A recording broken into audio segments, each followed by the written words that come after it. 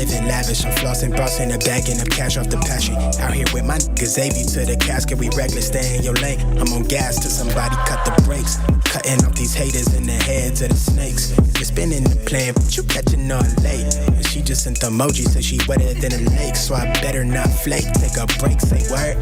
Hit me when you through with that, then we can shift again. My schedule been clear. These niggas see me, they mad like I'm one of their peers. I put that on Sita, so I'm sure it's abundantly clear. I'm hella big on the set, what I said. Eyes low off the legal and the red web. Put the leg room and the roof gone. Man, I came a long way from them deals off the Groupon. Right? Big on the set, what they said part. So I skip straight ahead to the bread part. Topped out, I'm cool on the chit chat. Fuck with the kid, know I got the gift paid. Big on the set, what they said part. So I skip straight ahead to the bread part. Topped out, I'm cool on the chit chat. Fuck with the kid, know I got the gift paid. Keep it real with you, I've been in the field in position. Yeah, yeah. I've been trail, you could tell by how I feel when you with me. Yeah. Tell me, can you slide for me? Can you slide for it once? Yeah. Tell me, can you slide for it once? Yeah. The original man. You might think of diminishing style.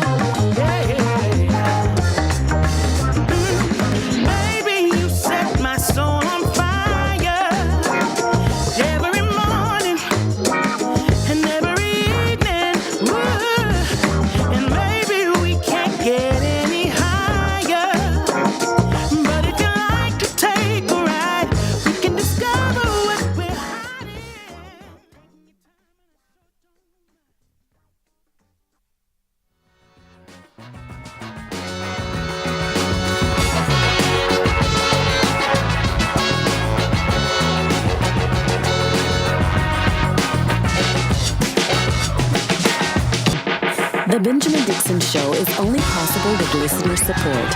Go to www.patreon.com/The BPD Show.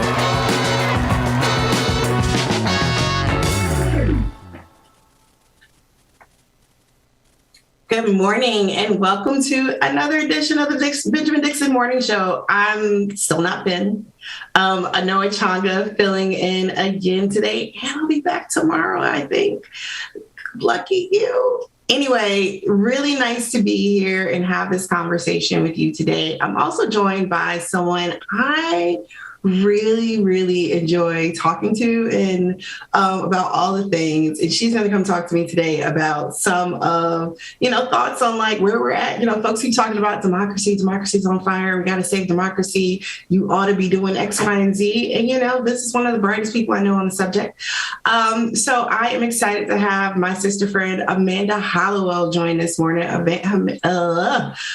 so tongue-tied because I'm so excited, but I really appreciate Amanda's candor. I really appreciate how Amanda is willing to shoot it straight and that she has a really good lay of the land where they're just here in Georgia. She's also a Georgia-based movement mama organizer extraordinaire. but she definitely has a good viewpoint on the national landscape, you know, because there are a lot of folks who know either they know what they know in their local home communities, which is beautiful, brilliant. Definitely seek out the local knowledge because that is really super crucial. And Amanda definitely has that. People are often calling on Amanda like, hey, girl, you know, stuff is going on in your area. Who should we be talking to? What candidate should we be endorsing? Whatever. But also on the flip side, Amanda is still looking at what is happening on the national landscape because contrary to popular belief, those two things do actually intersect in our lives. So Amanda, thank you so much for joining this morning. How are you? Oh my goodness. That was, you give me too much credit, but thank you. And I would say it's like people like you in my circle who I get to learn from. Because you are a wealth of knowledge as well. So thank you for that intro. And I am good. Like, I think today is Friday. I made it. It's actually Thursday, but I love the double Thursday. Friday energy. It's also almost like Gemini season. So we're all good. Like, I mean, I think that's what it is too. It's almost, so Amanda's a fellow Gemini, and a mother of a young adult son. So we vibe on multiple levels. Actually, I do actually want to step back and just talk to you for a second about, you know, raising a young Black man, right? You know, from teenager into young adulthood. And we're having this whole conversation right now about like when someone should be called adult, you know, after the Buffalo shooting. I'm just like, when you see these types of the deference and the treatment that, you know, violent whiteness gets, because we've had several instances of young white men, you know, white teenage boys, young white men doing stuff like this that our boys would never, like for far less, they get credit for far less, right? They get support in far less severe or serious situations. And I just was wondering, you know, your thoughts on like that imbalance in how they're treated when we have mass murderers versus like, you know, possibly getting busted smoking weed. That's what happened to mine. Right. I mean, I can give okay, so it's so layered, right? Like, and I think it's like recently it became popular to talk about that Black people have this certain conversation with their children about when they leave the home. And I was like, oh, we're raising awareness about something that's actually very private to our culture about how we move in this space, right? And so I can give a very personal experience, which was my son, who I love to death, but is a knucklehead at times, senior year, decided to take a paintball gun with his friends, and they were like paintballing each other's cars, and it was hilarious. One of the kids actually drove their mother's car. And so the mother found out, she was upset. And so the kid, instead of just being like, yo, let's figure this out privately, he told on all his friends. And at first I was really upset, and like my son got wrapped into it, and they were like, well, he had a paintball gun. And the school, like, mind you, my son is going to a 4-year college, scholarship and everything. And the school, I guess they call them resource officers, they're really just cops, was like, ma'am, this is a felony. Your son could lose his life. I was like, what are you talking about?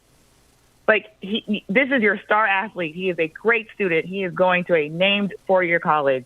And you're telling me because he brought a paintball gun and because his friend slipped on him, he's going to lose everything about his life? And so, you know, and it was a white officer, white principal. So I had to start advocating and like hollering at everybody I knew, because I knew the superintendent, I knew the chief of the resource officers, and I called them and they were like, we have no clue what you're talking about. And I was like, well, your resource officer is threatening kids and their future, and we're a month away from graduation.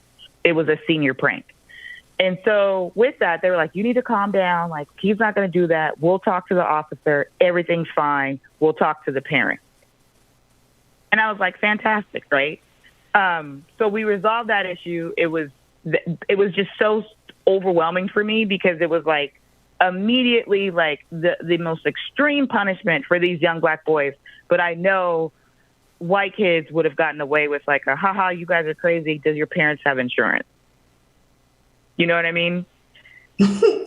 And so, right, like you tripping when you have insurance, so like it's okay. You have to be having insurance if you're like your teenage kid drive your car.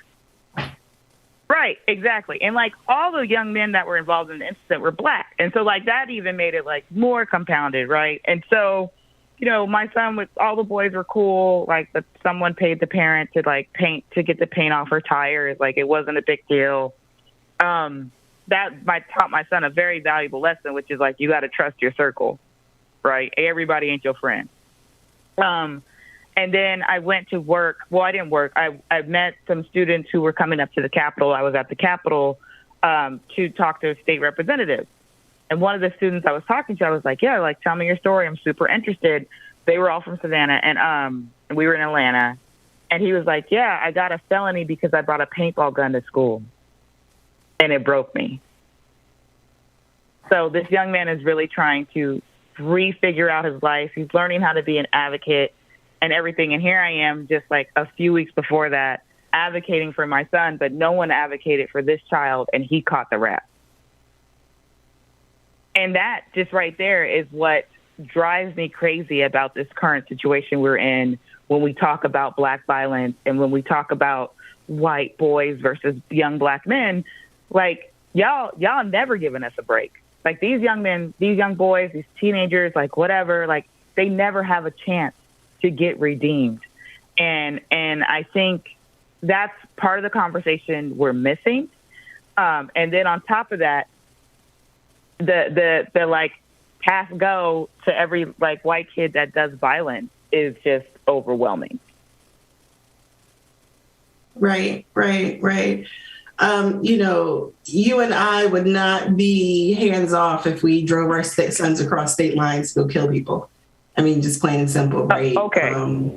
Okay. Like, there would be no book deals. There would be no like news circuit. It'd be like, do not pass go. Go directly to jail. The boys would be under the jail. Like, it just wouldn't. I just figured, because I know we talk a lot about the boys. You know, my son is just a little bit younger than Amanda's, but similar shenanigans at various points in time.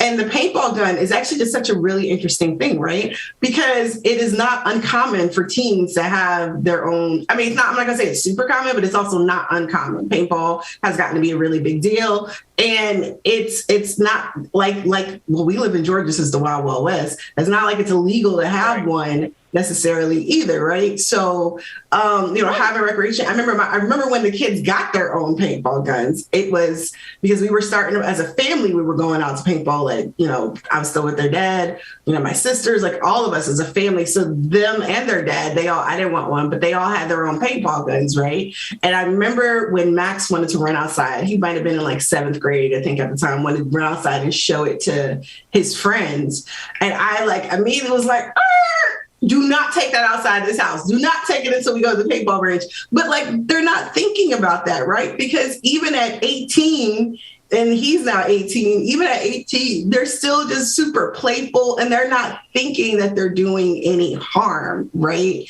And so there is like a gap, right? Because we also have, and this is not to say that a person who drives 2.5 hours, however far, arms up with body armor, whatever the case may be, that they are not, you know, culpable or whatever. It's just the fact that that is someone who will be given consideration because of their age, and allegedly because of their mental status, and allegedly because of COVID and all these other factors that make them, or that they're trying to make seem sympathetic. Whereas our children, who are just doing things that silly boys do, because boys do silly stuff, not trying to be sexist, y'all know it's true. There are like tons of, I mean, Dennis the Menace, come on now, like, seriously.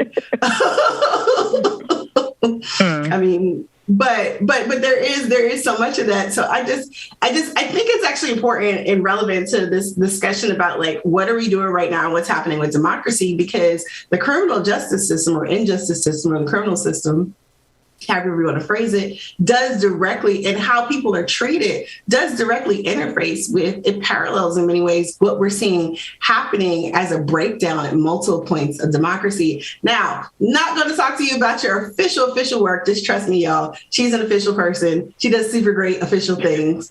and I'll have an article quoting her in her super official capacity tomorrow. But I did want to talk to you just because you have this really, I think, great vantage point from a local and national perspective about like kind of where we are around like some of these attacks on democracy, and not just from the voting rights standpoint, right? When we're looking at, attempts to end abortion, just attacks on the election process, all of these things are intertwined. I just wonder if you can just kind of like, from your perspective in both like that national and state level, like what do people need to really understand about like how these things are meshed together and kind of where we are in this moment? That it's all important.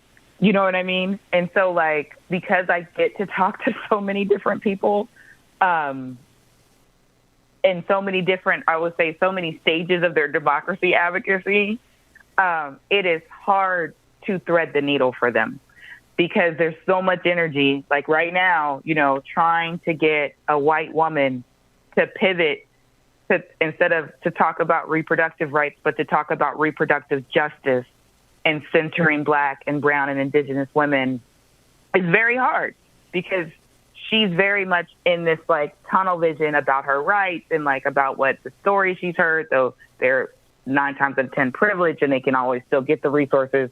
And so like having those conversations and then doing this overarching umbrella thing that I have to do, which is like connected to voting. Right. And so it's been interesting because a lot of them don't, a lot of the folks who just read or heard about the brief, about the release of the draft,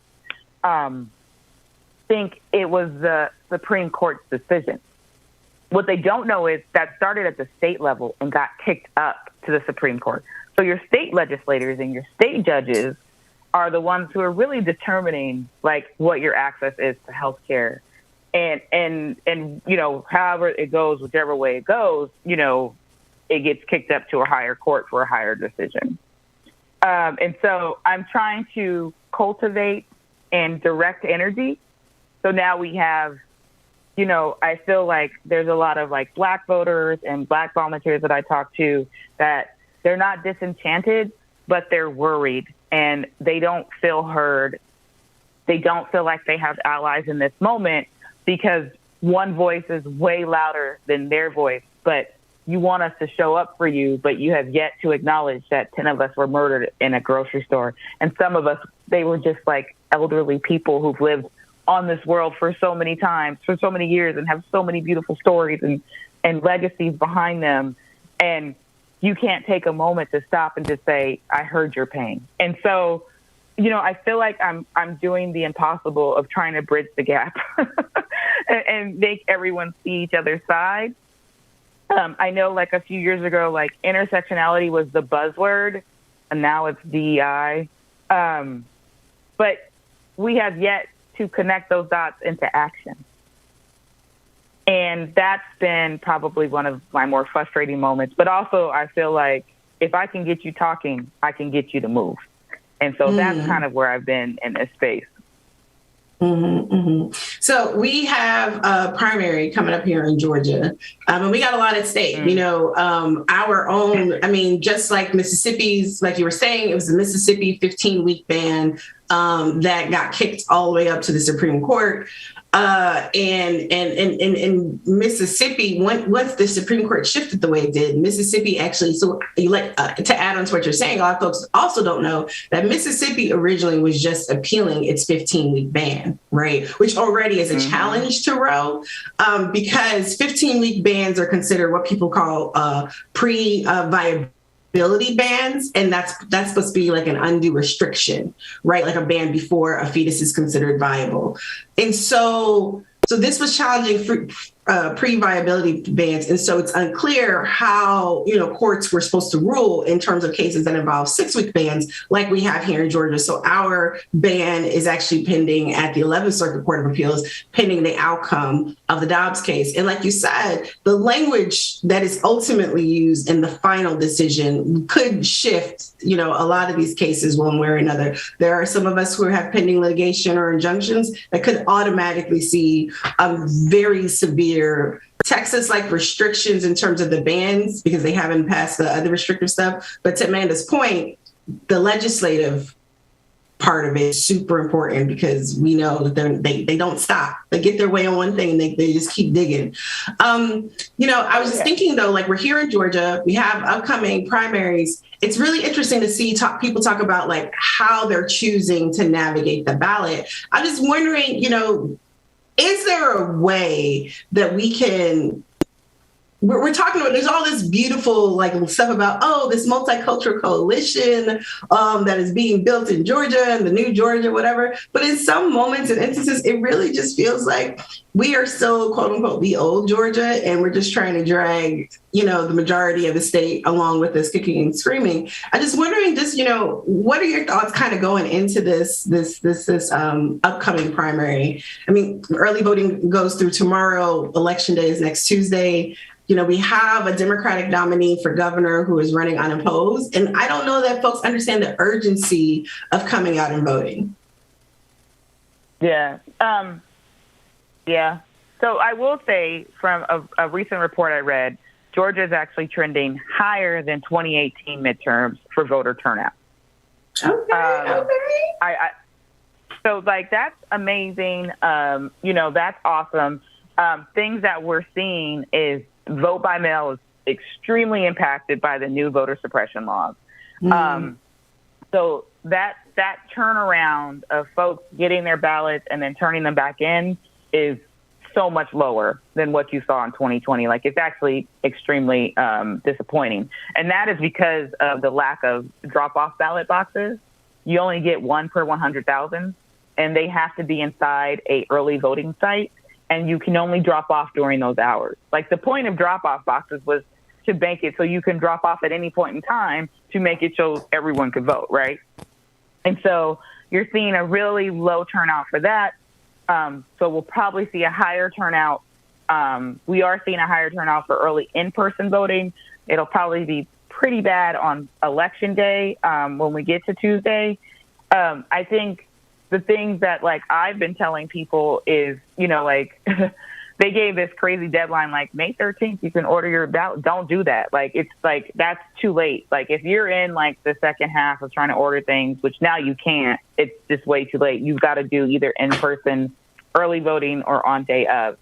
Also, both ballots for the Republicans and the Democrats are crazy long. And I like when I went, because I'm going to take my son to vote, I was like, let me just pull up this ballot real quick to see what I'm doing. It's almost like, it's like over 30 questions. And then like some of them are there's a long list of party questions. And then we have a lot of people who are very excited to run for office, but we have a lot of folks who are running for offices. And there's a lot of candidates to pick from. And both ballots are very long. I think the only one that's short is nonpartisan, right? And so I've been telling people like, you need to go look at your ballot before you go vote because it's a mess. Like, you actually need to be educated on the questions they're about to ask you and on the candidates that you think you want to vote for. I know when they were talking about 2020, that was probably one of the biggest problems too, was the ballots were so long. This was the first time people were seeing the ballot, and it took a while to complete it, which also leads to long lines, right? And so I think that's the thing that's kind of frustrating me in this moment, is that we're not having a very open conversation about, like, what does it take to vote? What do you need to go vote? On top of, like, proper ID and to make sure your damn signature matches, you also need to know what's on the ballot. And I wish, like, someone or some org would, like, do that more. I know I did that recently for a couple of church groups, which is like, I just showed them what was on the ballot. And I was like, these are your questions. I'm not going to tell you how to vote yay or nay, but I need you to see it so you go in thinking and you can already know what you're going to vote for. You're preaching a good word, because you made me remember that I need to go look at the ballot myself. I know my daughter's best friend, she sat down with me. She wanted to review, some of her choices and see if I had any additional insight. I said, oh, that person's right. I didn't realize they was running. No, that's interesting. I was like, let me go look at the ballot. I mean, because like you said, when you're covering this stuff, you think and then you actually pull your sample ballot and it's like, oh, Oh, and remember, folks, when you're voting and you're pulling your ballot, go all the way down. I understand like ballot fatigue, whatever, but it really is important to go all the way down the ballot. We tend to have drop off, when you get further down, because when you have a really long ballot, there's a lot of stuff on it. Folks can get tired and just be like, I'm not doing all that. Fill it all the way out, all the way down, because some of them smaller races that you're not thinking of really actually do matter. I know my example tends to be insurance commissioner, but labor commissioner, school board, what is it called here? State superintendent of schools. State superintendent. Yeah. But even that's where your judges, that's where your judges, your DA, and your sheriffs are too at the end of the ballot. Yep, absolutely. Absolutely. Amanda, I appreciate you. Amanda Hollowell, you are absolutely fabulous. Where can people find you if they want to get some more of your good information and knowledge? Just follow me on Twitter, because that's like the most politically correct version of me. So it's Amanda Hall, at Amanda Hall on Twitter. I mean, you can Google me. Like, I'm on Instagram. I'm on Facebook. They're all pretty much the same content. I think Instagram, I look cuter because I'm, you got to get cute on Instagram. But everything else is just like still the same thing. So like follow me, holler at me, find me. You've got questions. You guys need support in your communities. Like, these are the things that I want to help people with. Amazing. Thank you so much for coming and chatting with me today. Just about a few little things. And I look forward to chatting with you again on the record officially with your, super cool position in the future. But that was Amanda Hollowell, and it's Amanda Hall, Holl. And you can find her on Twitter. Yes. And Amanda is super sharp on a lot of stuff. Like, seriously. Thank you. Oh, thank you. Gives me way too much credit. Like, I don't know. I'd be a mess in the group chat. You give me too much credit because I wanted it to be Friday. So obviously, I'm not too sure. This is mental fatigue. I was wishing for a Friday when I woke up this morning. I mean, I'm happy it's Thursday because it's my off day. I work weekends. So, but I think we have on the clock coming up next, y'all. It's just Thursdays are an interesting day sometimes. It's not quite hump day. It's not quite Friday. It's a Thursday.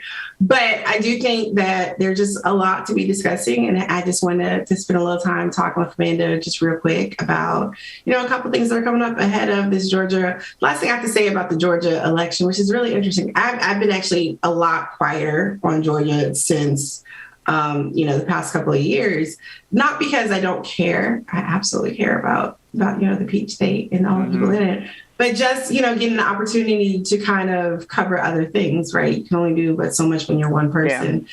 Yeah. But I do find like some of the backsliding on rationale when you have white candidates running against black candidates in this race. We have the race for attorney general. We have like 5 or 6 Black. So this is bad because there are people on the ballot when I actually looked at the ballot that I didn't realize who were running for lieutenant governor. I said attorney general, I meant lieutenant governor. Yeah. But lieutenant governor. Yeah. So lieutenant governor is the number 2 who will follow Stacey. And there are those here who believe that Stacey needs a white man. Not that Stacey needs a white man, but the ticket needs to be diverse. And diversity would be having a white person and really a white man on the ticket. So there is one white man that was allegedly asked to join the race despite having, I don't know everybody. I can speak to 2 people's qualifications in that race. Both state representatives, Eric Allen and Bernita Shannon. I've watched and seen both. I know Bernita and I know of Eric. They're both, very qualified people. I think former city councilman Kwanzaa Hall, who was like our 5th congressional district representative for like 3 weeks in between when, Congresswoman Nikema won and when she was sworn in, because that's when they did that weird, like, extra election nonsense here in Georgia after John Lewis passed away. So, so there are folks that have differing levels of qualifications and stuff, right? But we've seen language on social media, and I know people think that they're just describing their candidate. But when you're in a race, it's a primary, and it's, he's a good Democrat, and he's the only white person, and you can't explain what makes him a good Democrat compared to everybody else. That's coded language, y'all. That's racist.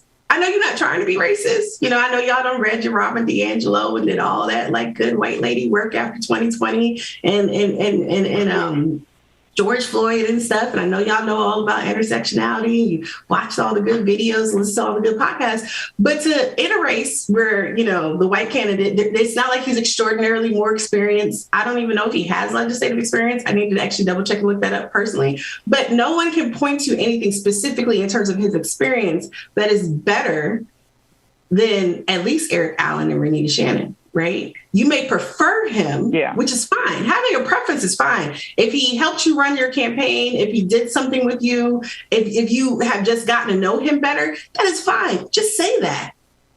But saying, well, he's a good candidate, well, he's this, it puts a value and it creates a situation as if the other people running are not that. And that's really problematic. And I'm about to be really loud the next several days about it because they're if that's what you believe, that's fine. But you also gotta own the downside of it too, because thinking that the idea that white people will only vote for the ticket in November if there's a white person on it or white people, you know, on the ballot is wild, right? And we can get all upset about being mad about replacement theory and stuff like that. But Democrats seem like they got a little of that happening as well, as we see multiple races around the country, people getting very upset about getting beaten out, challenged, or just outright blown out of the water by Black and other candidates of color. I mean, like, as if being the moderate white person is the only qualification they need. It's a brand new day, baby. It's a brand new day. They don't fly no more. So that was my rant. I know. I was sitting here and I was like, he's going for it.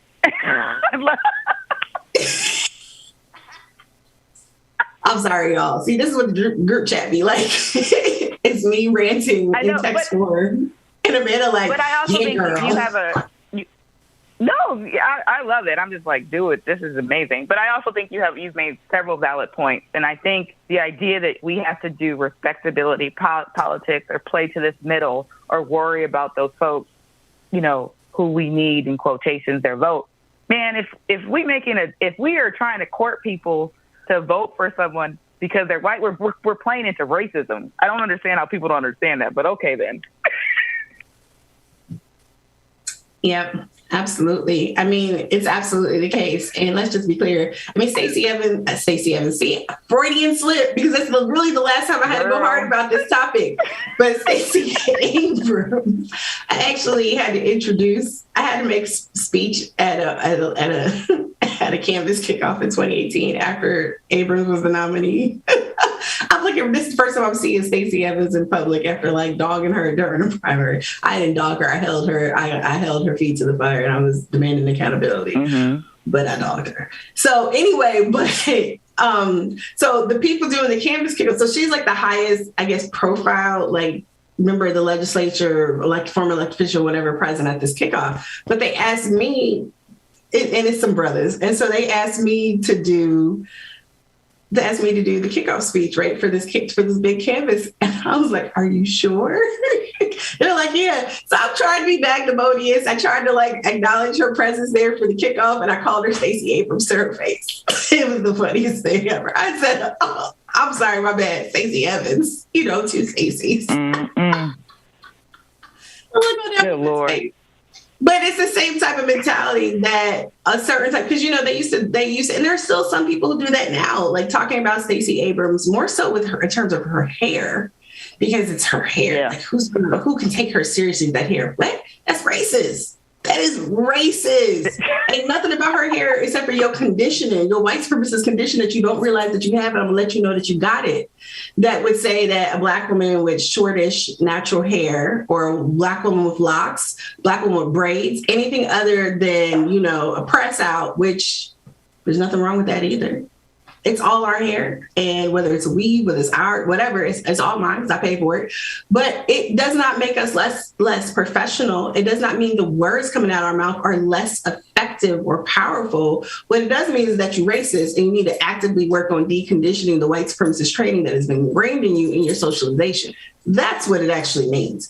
And people get upset when you say stuff like that to them because they're good. They're good people. You know, they supported BLM. I mean, I don't know. You should have been giving your dollars to some of these local orgs, but that's a whole nother conversation too. Like we have a bunch of amazing organizations here in Georgia, across the South, and across the country. You will find that you have people doing the work on a shoestring budget or coupon clipping the revolution, the movement, and they're not getting. You know, there are BLM releases financials, so it does document the different organizations that it gave grants to, and there are some really great organizations that do good work that are on that list. However, there are many more organizations that do good work, including some that identify as BLM chapters that did not get any money. And that's just facts. And so, you also, whether or not you donated money to BLM does not mean that you still don't have to decolonize the white supremacist racist tendencies that were built into your socialization. Just like those of us who, were raised by cishet parents might have to do some work to not be transphobic and homophobic, right? I mean, we all have things that we were socialized to do, particularly those of us growing up in the 70s and 80s. Now y'all know. We had uncles and aunties and grandparents and folks who was letting us ride around without seatbelts on. So y'all know, we got some stuff that we need to undo. And so that's just a fact of life. And so to be resistant to that and to double down on thinking that you need a white moderate or a white moderate is inherently more valuable and better than their Black, the Black people they're running against. And I'm sure they're not even thinking that deep. And some of them, actually, I shouldn't give everybody that credit because I don't know all of them. A couple of the ones I know, I don't think they're thinking like that. I do think that they're making a decision for the right reason and not really thinking about the full depth of how problematic their position is. And I spend a lot of time just being quiet and letting folks have their space. But I do find it highly disrespectful in this final push as we're trying to advocate for our candidates. Advocate for your candidate. I mean, because it's very rare that I actually go or single out individual candidates, particularly since I've tried to stepping into journalism and learning more about doing political reporting. But I most definitely will light you on fire if I see something going down that's not right. And Charlie Bailey, when he first announced, that's the white man running for lieutenant governor here in Georgia, he leaned. He actually thought it was a good thing that he was recruited into this race. And I guess for him, it felt good to be recruited in the race, but he ran a mediocre campaign for AG. That's what confused me because he ran for AG in 2018. He was running for AG this cycle and then switched because it's you was going to get your socks rocked by old girl Jordan, who's a state senator who's running for attorney general. So he was going to get your socks rocked. So they convinced you, allegedly, he was convinced by a party elite to switch over to the lieutenant governor race. That, like I said, has half a dozen Black folks running in it. And one of them is, Eric. I know Eric has I think shared publicly. I hope this is something that was shared publicly and wasn't told to me in private. Since I don't know that, since I can't confirm or deny that I have this information that was from public source, I'm gonna be quiet. But I do know that folks, were positive and open to supporting Charlie as AG, and then seeing him switch over without having conversations or anything. And that seems something white candidates be doing a lot. Of stuff like that. They just, okay, you think you're cool, and all of a sudden I'm running against you and didn't even give you a heads up about it. Yeah, I don't know if that's public knowledge or not, but my bad. Sorry, Eric. But it's just messy. I mean, politics is messy, right? And we're talking about how much better. And so I really feel in a lot of ways, people have learned little.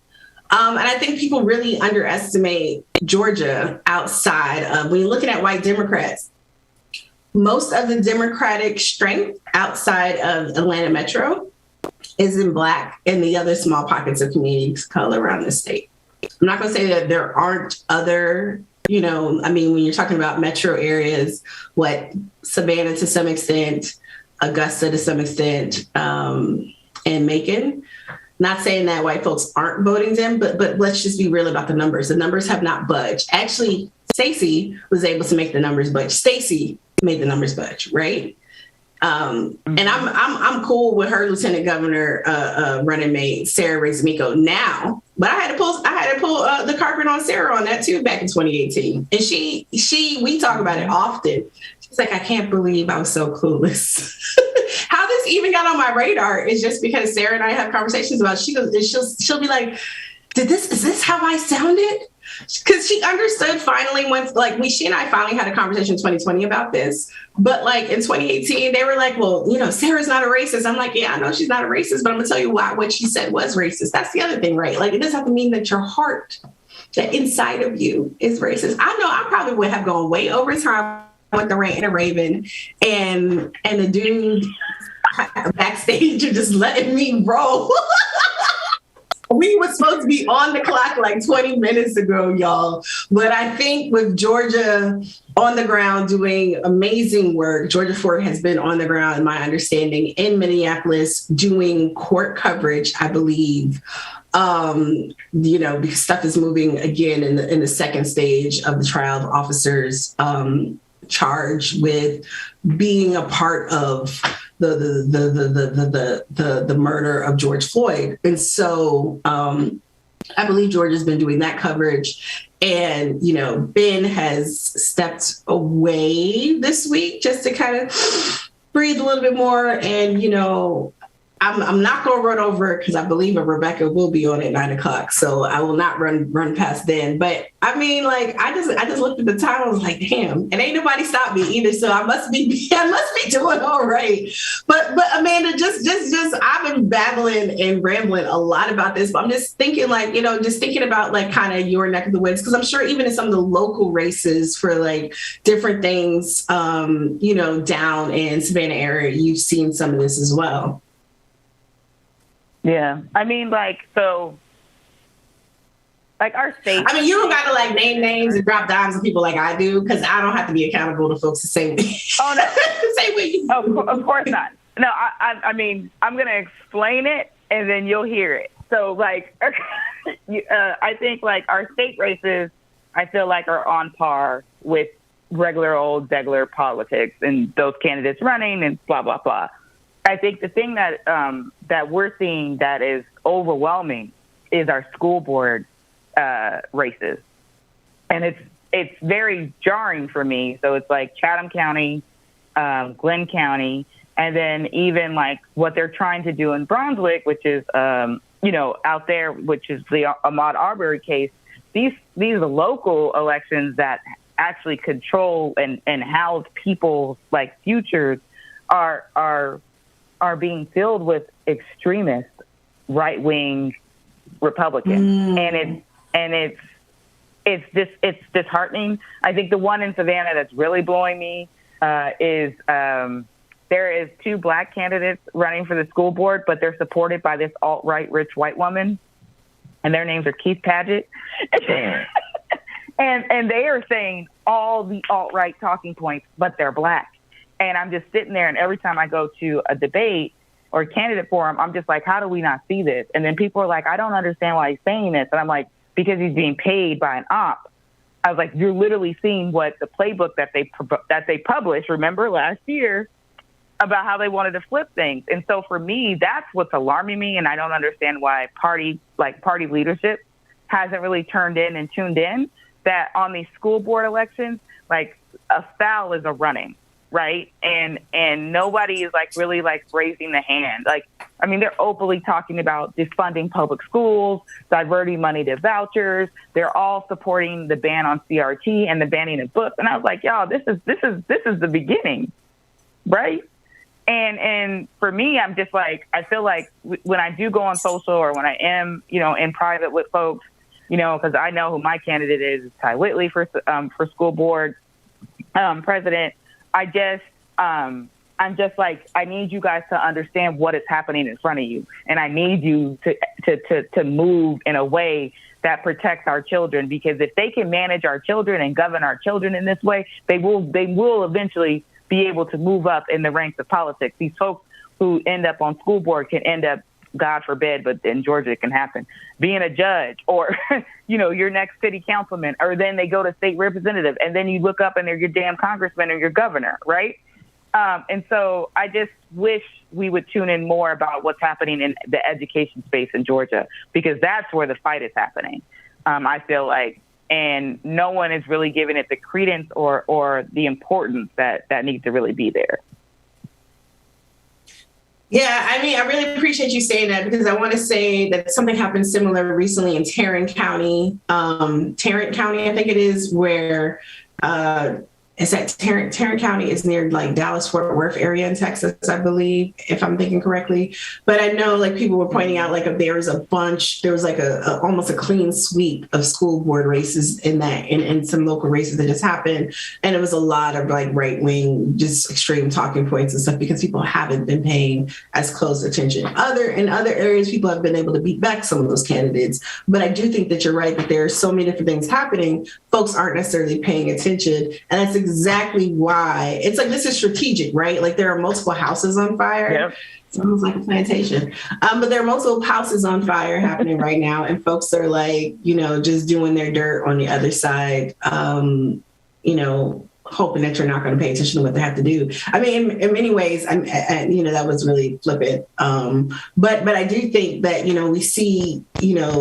we see the attacks on democracy. So we see what's happening with voting rights. Florida is enacting, it's voting police. Georgia wants to do something similar. It's like a tidal wave effect that we see, right? We see them doing all the abortion bans. We see them all, talking about CRT, and they act like, no, this is just the right thing to do. Like, come on, dude, y'all are all operating from the same playbook.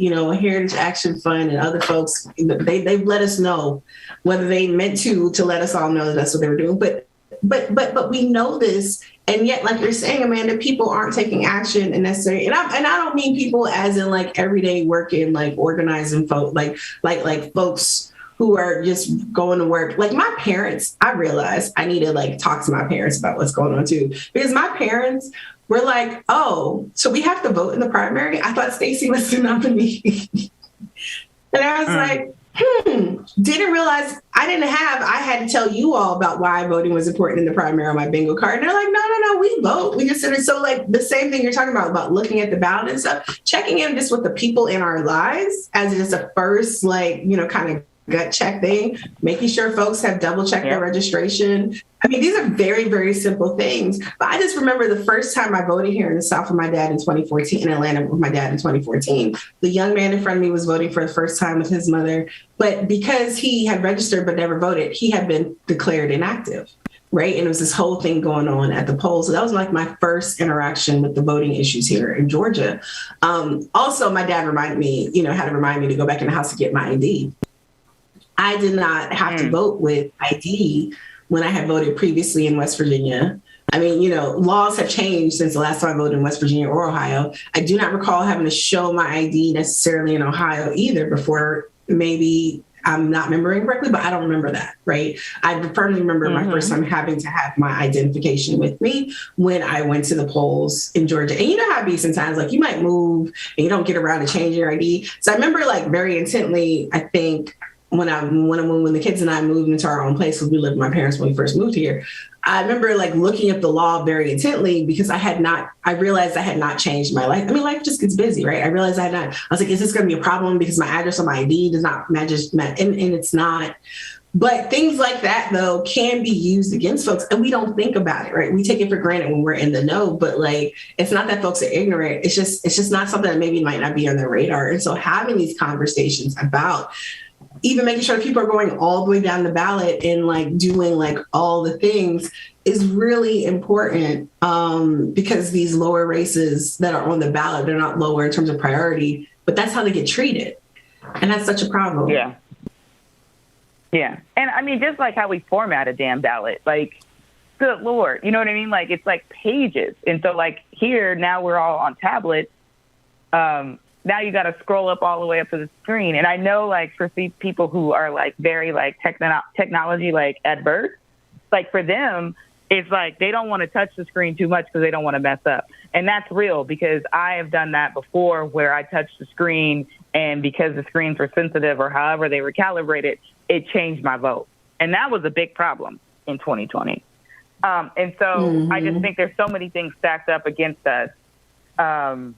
when we go to vote. But I think the thing is to be important about the message we're saying. I think, like this, we both live in Georgia. I think, what are we at, like 70 to 80% registered voters in this state? So registering voters is not our problem. It's getting you to the polls.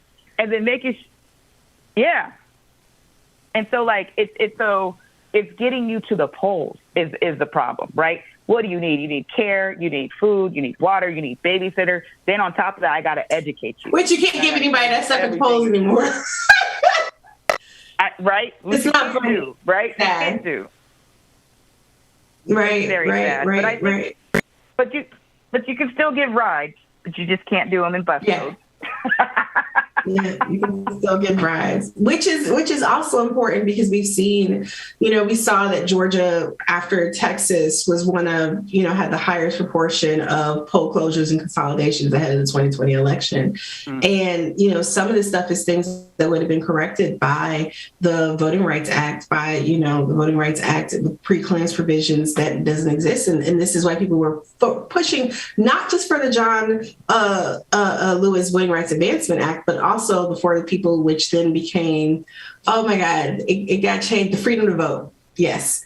I was just like, oh my gosh, we've been through so many iterations. But those things were still both combined important because the John Lewis Voting Rights Advancement Act only replaced and only fixed certain things for certain states. The Freedom to Vote Act, tried to help provide parity across the board. And Republicans keep talking about the overreach and things of that nature that was happening. Quite honestly, we were at the stage, and I'm not going to say this is entirely new. And again, Democrats are not automatically always correct, but right now we are seeing a very, very sharp difference. And people can say what they want to say out their mouth, but their actions are speaking very loud. And even the doublespeak, which is dubious often on this issue, and so we gotta, even those of us that work in nonpartisan spaces, it's not partisan to call out inaccuracies when we're centering democracy. That's just what I think. Correct. Correct. I also think the word overreach is hilarious because it's used when they need it to be used, right? So it's overreach on voter rights, but it's not overreach on reproductive rights. So what is it? When do we, what are we doing here?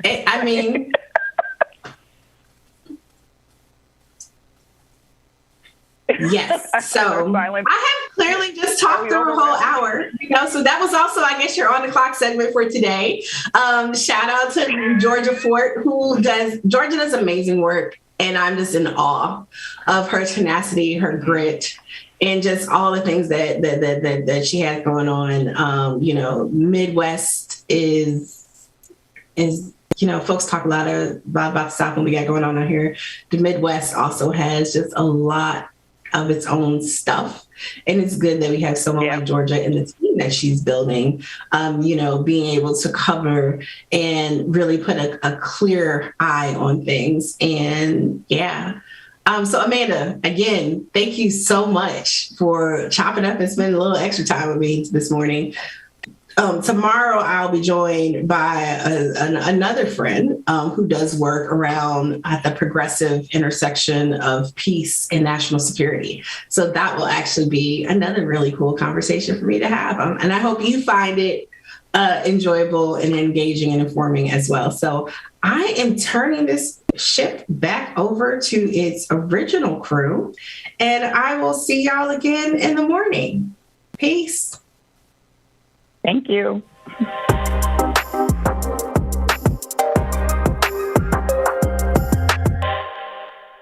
Are we going to keep fighting when we are in heaven? I think we should peace. We should find love. We should find tolerance. We should find understanding. Who will protect our children when the streets continue to prove untrustworthy of the talents behind their smiles? When it's no longer safe for your child to play in the front yard gated by the homes of safe haven because they were behaving so suspiciously. Suspected water guns used to get us through that police's heat, but no competition for the police's heat. I thought that was my taser. Gunned down innocently, and he hasn't even met his teens. The system systematically set up for my downfall, all because my skin has been penetrated by the sun's core. Absorbed tears from 400 years, kissed with the graces of titanium, but even the strongest gets weak. Seeking understanding for my legacies, on bending knees for my seeds, hearing other mothers crying, Lord, please, not my baby. And no matter if she's 25 or 80, that's somebody's baby, and that anguish never goes away. When did the war on terror become the home of terror? Terrorized only by my demographics I was born with. Hands up, don't shoot, it's only candy and juice. It's my baby's birthday, I'm only carrying some shoes. Or questions of what did I even do can get you judge and jury on the side of the street, convicted without a trial's confusion, guilty by association, punishable by death while the system continues to help. You see, freedom ain't free, but ask me when it didn't come at a high cost to be black in America, home of the free test rats of Tuskegee, Tulsa, Oklahoma bombings, alligator-baited babies, every innocent man killed at the hands of the police since the 70s. And if I'm not mistaken, we didn't get our equal rights until the mid-60s when we stopped working for free and demanded the right to just be. Live like human beings, still threatened in the night by the day teachers, store clerks and the police, those strange fruits hunting children walking 5 miles just for an education that never educated our youth. How can you expect us to maintain a nonviolent spirit in a violent atmosphere designed to tear us down and brutally murder us on the streets like rabid animals? Caged us like birds with clipped wings and expected us not to fly, laws to openly carry a bull's eye on our backs, and I'll ask again, who is going to protect our babies? Who is going to show proof that we all stand together for us all? Who is going to stand beside me? Well, when?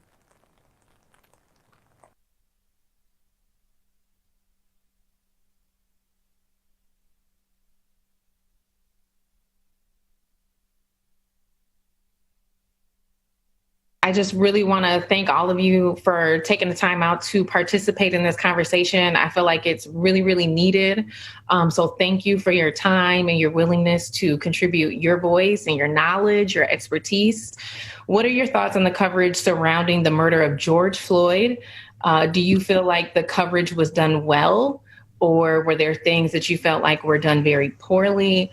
I'll say this. I think the coverage is better than the coverage was with Jamar Clark and with Philando Castile, which were two of the previous police killings here in the Twin Cities. With that being said, there's still a lot that was missed by some of the major media outlets and some that even some of the local outlets we're having a hard time grasping.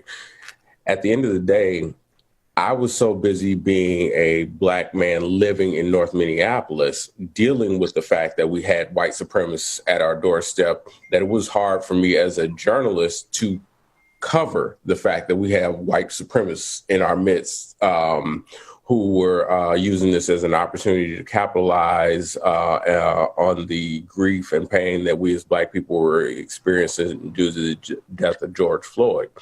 So that's one of the areas where, in terms of a long-term report, that's something that I'm planning on revisiting, because it's the part of the story that's not being told, that's been glossed over, and has in some ways just been left out. I think I'm going to be a little cynical. And George, I want to thank you for putting this together. And I really, really wish I could be there with my fellow Minnesotans.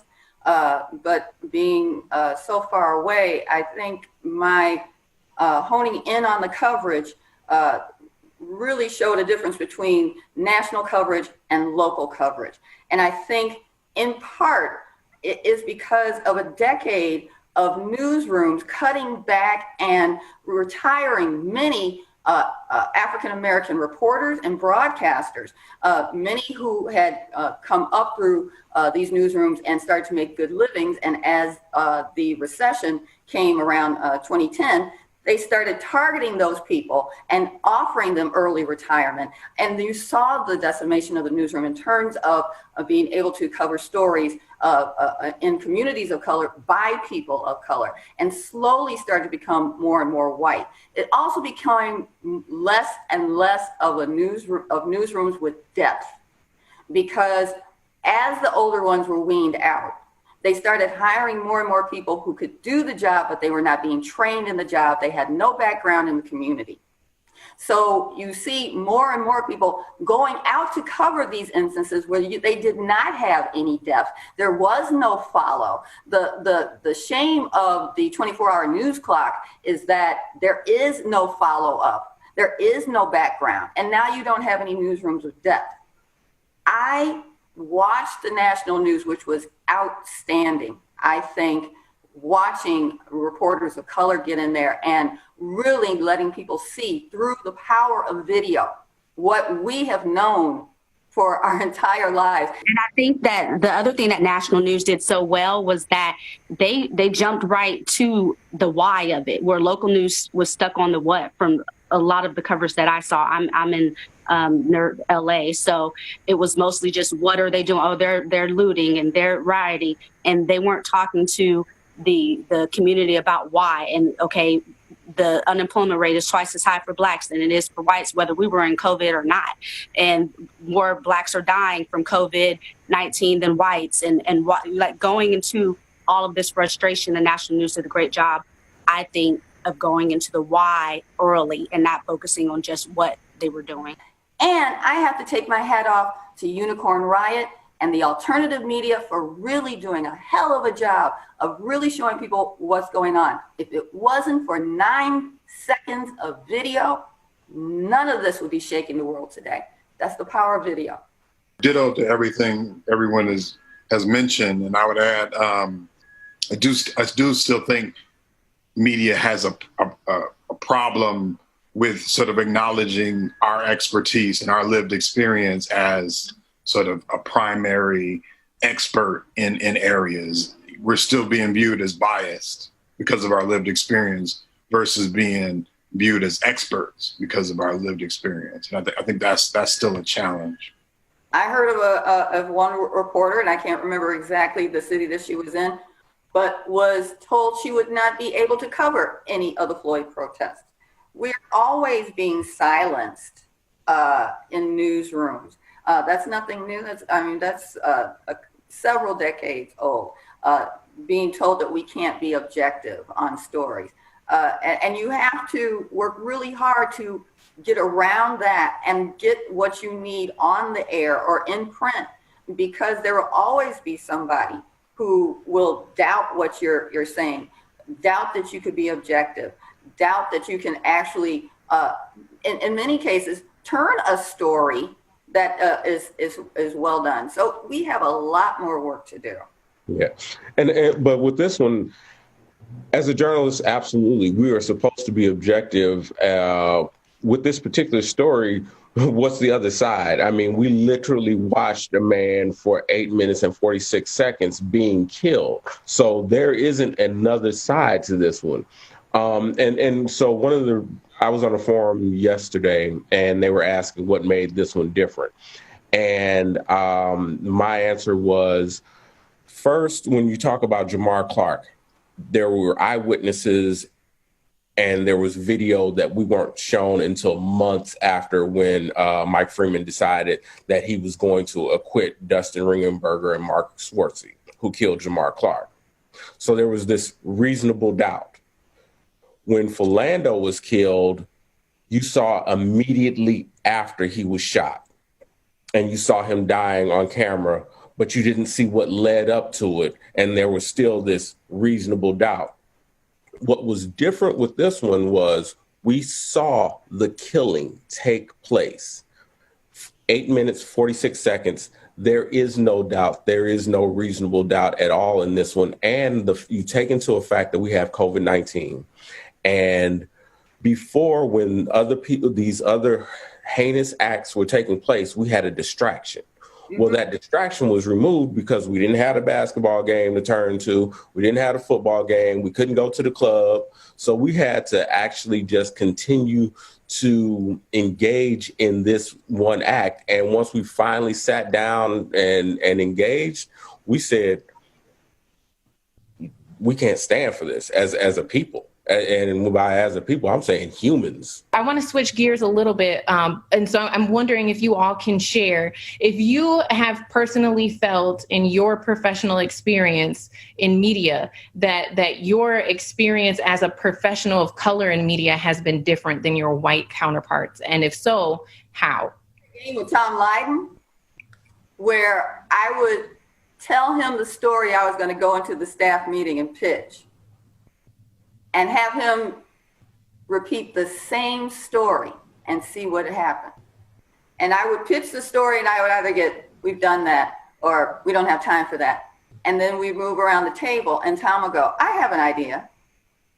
Tom, that's a great idea. And we go out and drink later and go, can you believe that? Blank.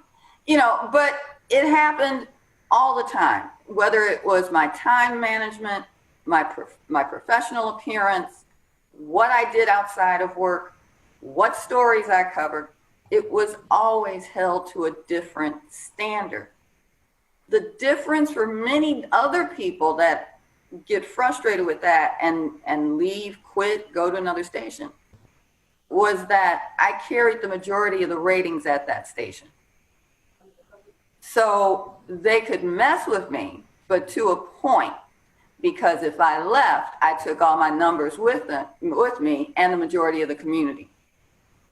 And that really meant because I knew that there were disparities, I knew from the start, the first thing that I was taught when I got into the business by people that were really wise was that if you have the community, then you have support, they won't mess with you. And I made it my agenda to go out and be in the community.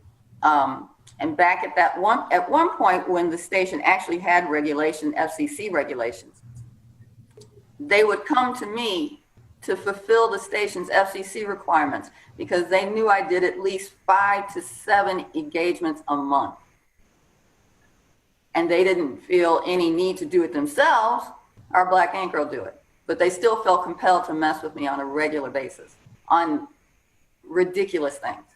For me, it was kind of on 3 different levels. For one, I was a producer in a few different newsrooms, and I went through the same thing as you, Ms. Robinson, about how I wanted to pitch certain stories, and if somebody else pitched it, it somehow was a better idea. But also, I was a manager, assistant news director and news director at news stations, and I had to battle it out with my fellow managers on even, we had a case in where was I, Oklahoma then, where there was a white cop killed a black man, and they did not want to say colors in the report at all. And so here I am as a manager having to tell them why we need to, and this is actually around, I want to say it was around the time of the Philando incident. So this is going on in America, and why do I have to fight to put this in the newscast to say a color? It was a white officer that killed an unarmed black man, and that's what it was. And we had to fight to just put race into it. So fighting with my fellow managers, I've had to do that. And then here in California, I work for the military government public affairs, and I have to fight to get information out because now it's more of a PR side of things that I'm on. And my coworkers, we have a pretty diverse actual office, but my coworkers who are our counterparts and white, they don't understand the looting and things like that. So I'm explaining that, but also our leaders, it's all about looking good. So me writing up things for them to say about how the military is diverse, but also having to put in there, well, still only 8% of officers in the military are black. Only, actually, it's a little less than 8. My husband's one of them. And so everywhere we go we're the only ones here. So it's trying to explain this needs to be in your statement as well. You can't say everything is fine and dandy in the military. So because we know there's issues, look at the numbers. So I've experienced it on maybe 3 different levels, but it's definitely a different situation for me versus my counterparts. I think the other aspect of this that's been interesting to see is the ability for a media person to go into, a field situation and come out with some real quality understanding of the story, right? We see the value of somebody who is, like Robin mentioned, who is connected to community. You can go to those communities, you can have an actual conversation and come up with a real story behind what is happening, versus if you have to go in there as a media person and you need protection from the community and you need all of these other added elements, you're never going to get very close to the actual story. So those are relationships that are developed well before something actually, jumps off like this. DA, I think the only reason that I wound up getting the stories that I got at Channel 9 is because one day a reporter said he wasn't going on into Near North. He refused. And from that day forward, I made it my mission to go into neighborhoods and talk to people when they really didn't want to talk to the media. I mean, I started just months before Tysel Nelson was shot and killed by Minneapolis police officers. So I was there to see it all and watch them put media people out of group meetings at North High School. And I said to myself, if my station's not going to want to cover this, I have to cover this, and I have to be in the community. We were the only station that were allowed into gang summits. We were the only station that were allowed to follow in the LGBT community because when there was a gay serial killer happening in Minneapolis, because people like me and other people around the country feel the need to go in there and actually be a part of it. There's a very cosmetic part of media that people are just using it to get to the next step. But there are really genuine people who want to be involved, but there is a barrier between the community and the reporters on actually knowing how to talk to each other. And then there's a barrier between the community and management on how to force those stories to be on the air. For me, it was a little bit different because I came from 10 years being in the Black press. So before I was at North News, I was with Insight News. And so obviously these are the stories that I was telling, and my newsroom experience is much different. But early on in my reporting career in St. Louis, when I was covering Jennings, it was so bad. And at the time I drove a beat up 1988 Toyota Celica. When I would go into Jennings, I would call the police department beforehand, say, this is who I am, this is my car, I'm coming to cover a school board meeting. Please don't pull me over. So those were my experiences. And then even with Philando, I had an experience where a police officer was threatening to arrest me because I pulled up on a scene where they were attempting to either arrest and or harass, I don't know, some Black men. And I had my camera out filming it. And I'm showing them I have my press lanyards on my dashboard and everything. And they're still threatening to arrest me. So when the brother from CNN got arrested, I was like, yeah, that happens. Mm-hmm. I feel like the tone and temperament from when I would be on the street covering things, dealing with the MPD, Bob Kroll, all the myriad of police officers and police captains, there was a different attitude. It's become militaristic. It's become hostile. They have more protection from their unions than ever before. Most of the city money goes to dealing with MPD, and a lot of it is to solve a lot of the brutality cases that they've gone through. It was frightening to me, actually, to see so many of the same familiar faces with the MPD that are still there and still in control. I think I saw Mike Sorrow at a Trump rally with the police union. It frightened me, but it didn't surprise me. It just says, that there's a real problem with the change in attitude on how the police have what they've materialized into. And it is completely militaristic and weaponized against its own people. And that's the difference between when I was on the street and then Harry being on the street. And that frightens me for you and UPA more than it does anything else I can possibly think of. To be very honest, it's just very daunting. When you talk about seeing George Floyd, Philando Castile, Jamar Clark, and Sandra Bland, and Breonna Taylor, and you keep naming names and names and names and names, Tamir Rice, and you go on and on. I keep the name I keep coming up with, Harry Colbert. Each time I recognize how that could have been me. And so that's what I'm trying to reconcile and deal with and still be the objective journalist telling this story. But it also fuels me and motivates me to let me know that that's exactly why I'm here, because I'm supposed to be here telling this story.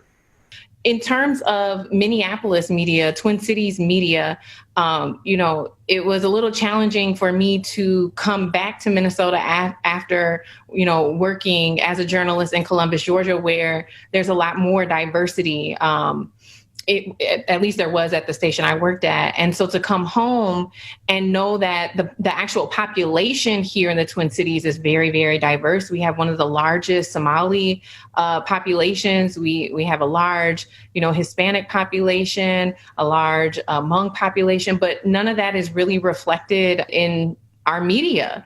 And I think that it definitely does kind of tilt stories a little bit. And so that's my own personal opinion and experience. And so I'm curious to know from you all who have worked in this market, what your thoughts are on the diversity or lack thereof here in the Twin Cities media and how that impacts coverage.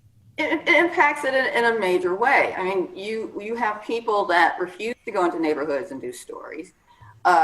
You have news organizations that worry really a lot more about their equipment than they do about their people.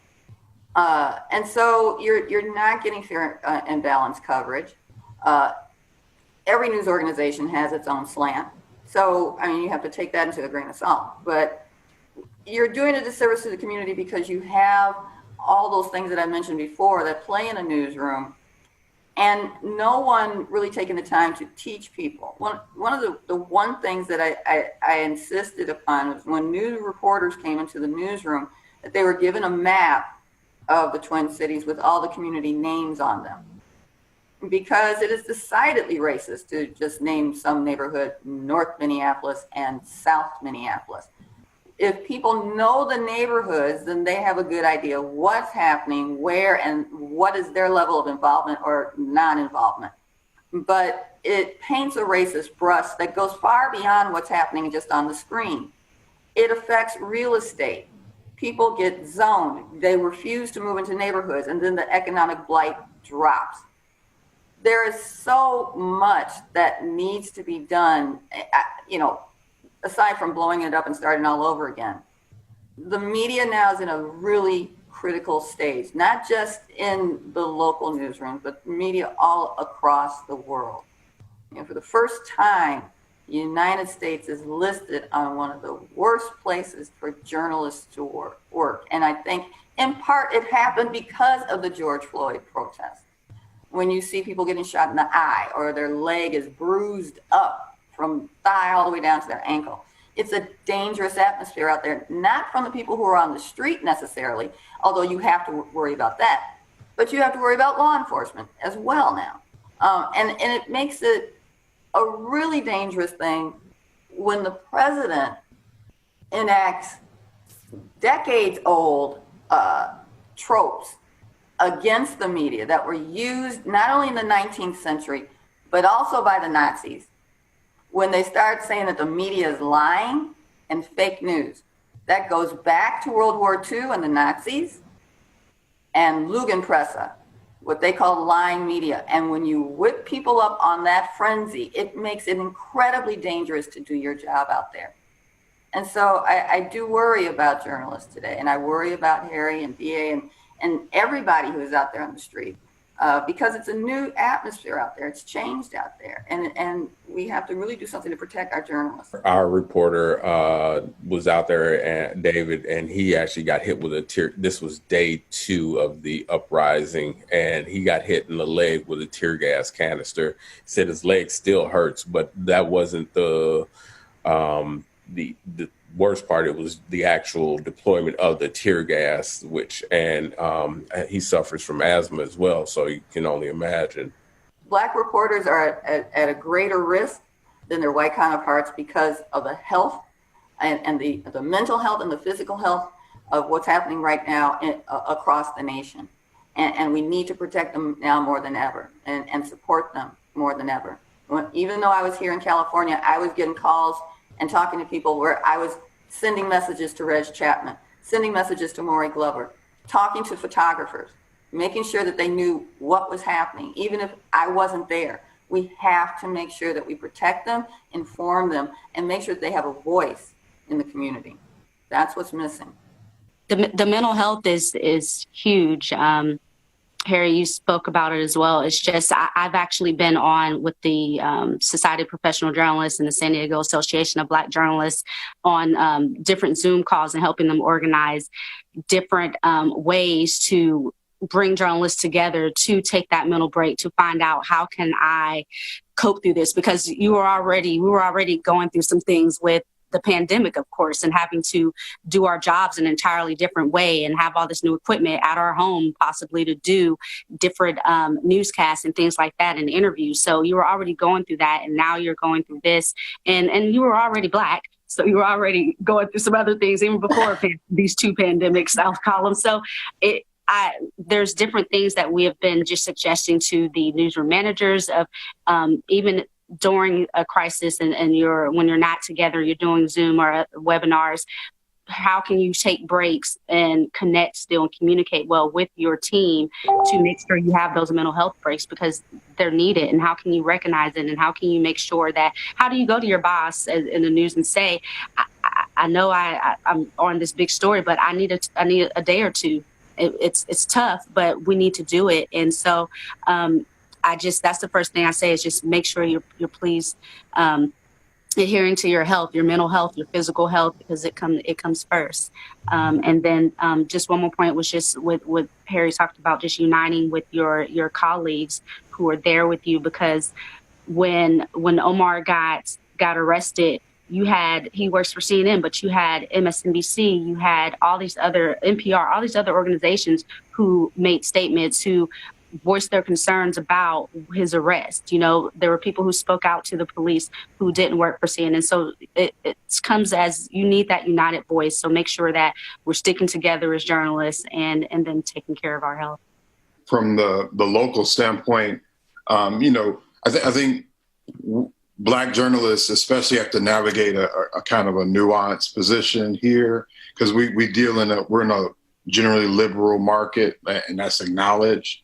Yet, so it's harder to talk about some of the nuanced reasons why, Minneapolis and the Twin Cities and Minnesota at large could be one of the more racist places, or one of the more, sort of institutional white supremacist places, because they have a self-interest in promoting this image of being inclusive and this image of being diverse. And, they're there to celebrate Prince. And, there's a lot of elements to it that would make, if you didn't know this place, would make this look like this utopia. Whereas if you talk to Black folks and their lived experience, they know the difference. They know why we have all of these gaps, gaps that have been persistent through 30, 40, 50 years, and everywhere from economics and housing to education. And no form of liberalism, no form of nonprofit organizations, no form of that whole structure has been able to cut into that. And there's a reason for it. And it's because, again, there's a way for this to be this place to be, have the image of being a utopia, yet still perpetrating this systemic issue. So as Black journalists, as Black storytellers, I think we support each other and really elevate each other and amplify each other when we're trying to tell those really subtle stories, because the media at large, they don't get those subtle stories. They don't get that subtle understanding. So, we definitely have to make sure we're supportive of one another and amplifying those local, sometimes more marginal voices and bringing those to the forefront. Well, to go ahead and wrap things up, I want to leave off on a positive note. And so I'm wondering if you all can offer a little insight on what changes that you all think need to happen in order to improve mainstream media coverage on stories of Black and brown people.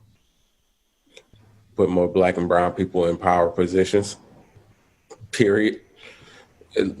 That's the bottom line. We need more Black and brown people who are decision makers. As Robin said earlier, a lot of glamour goes with being the face, but sometimes you're just at the face. You don't have the power to do what you really want to do. I agree, Harry. I think also it is imperative that newsroom management know that they have all eyes on them now. And so they have to make sure that if you don't have people of color in every aspect of your production, if it's not an assistant news director, a producer, executive producer, chief of photographer, senior anchor, senior reporter, if you don't have a full contingency, you must insist that the people who work at your station know the community, are out in the community, that they are asked on a regular basis, what have they contributed to the community in staff meetings and in individual meetings? Because this is the only way that things are going to change. You can't have one newsroom that has half of the people in the community and the other half are afraid to even go talk to people in the community. If they are not willing to take those steps to do fair and unbiased news, then they need to seek another type of employment.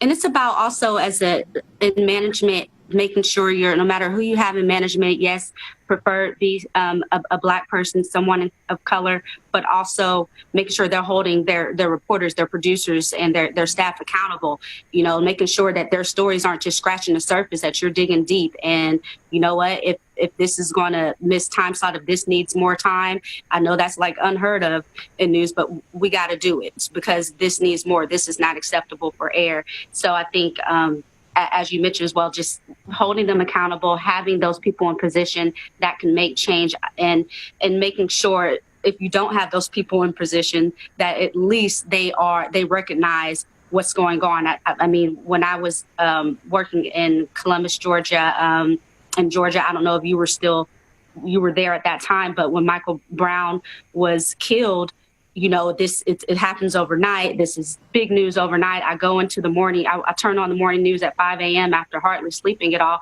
after watching that. And I noticed, even though we had a Black anchor, we had a Black producer, they did not lead or have anything about Michael Brown's death in that first block. And it drove me crazy. And I didn't understand it. And so here you can have Black people in that position and still not understand the importance of something. So just making sure that people are aware and held accountable in their positions.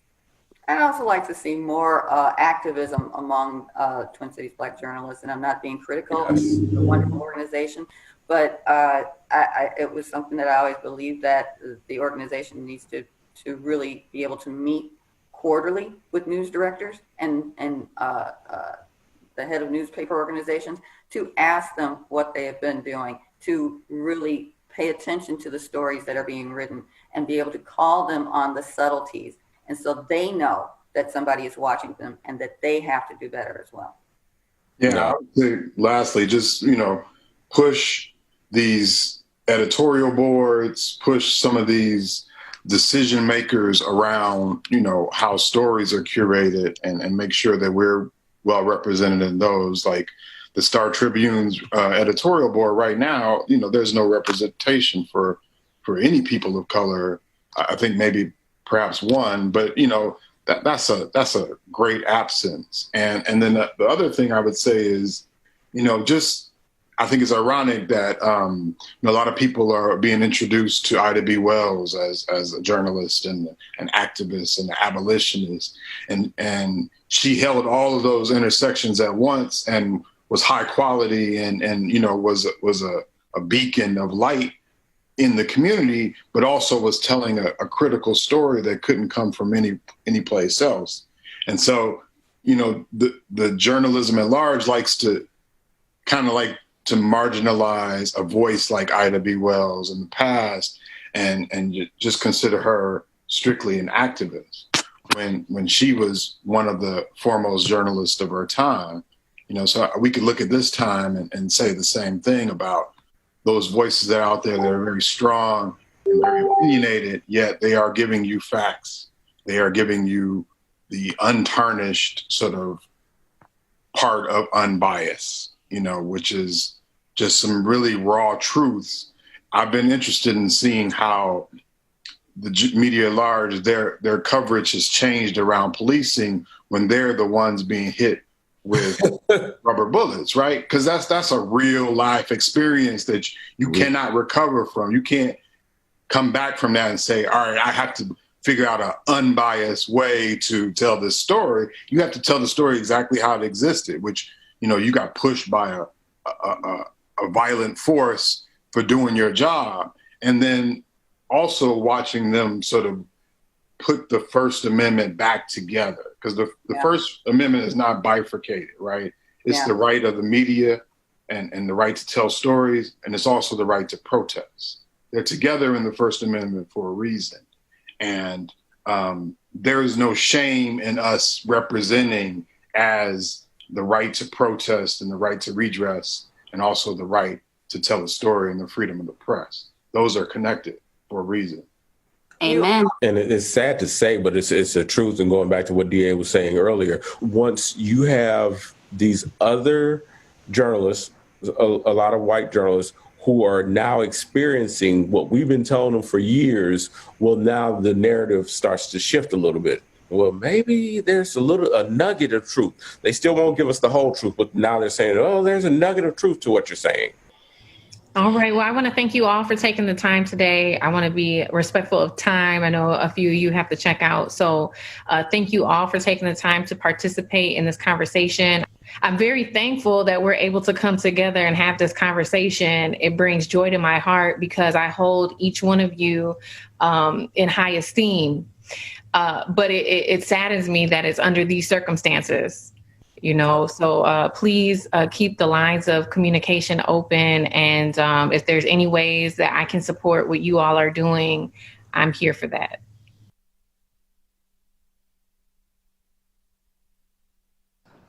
I am George Floyd. I am George Floyd. I am George Floyd. I am George Floyd. I am George Floyd. I am George Floyd. I am George Floyd. I am George Floyd. My life matters. My life matters. My life matters. My life matters. My life matters. My life matters. Justice to me is doing what's right. When somebody commits a crime, they get locked up. It's equal accountability for all. Justice to me is fixing inequality. And justice to me is equality across the board. It's ironic that black men are often targeted by white officers. I'm still facing things that my parents have faced over the years. I think it's not fair because I think everybody should be equal. And I think that everybody should, go to the same things. Everybody should have the same opportunities. I've noticed that justice does not have the face of color as much as it used to. I really think that the face of justice is green these days. And the lower class suffers on a regular basis. Justice to me is seeing those who bring our black community down by abusing their power behind bars. The person who committed the crime, they will have to suffer consequences. Justice to me is when a black man in general, just a black man in general, walks down the street. I feel like he shouldn't be threatened when he sees a cop or a cop car, or he shouldn't feel like his life is in danger when he sees someone wearing that badge, because the person wearing that badge has or feels like they have more power than they actually do, and they abuse that power.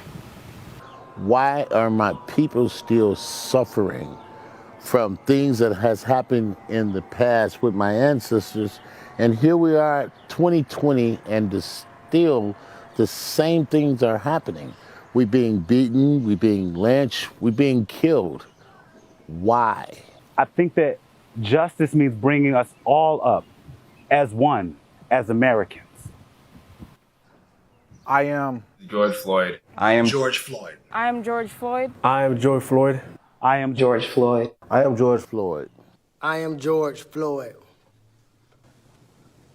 I won't be able to see my daughter grow old, to be at her prom, to be at her wedding.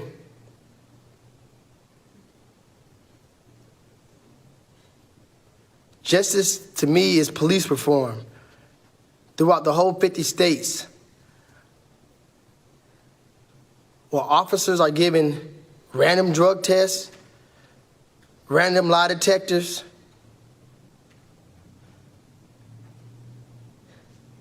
just to see where they're at mentally. This can't happen in 2020. Police brutality must come to an end.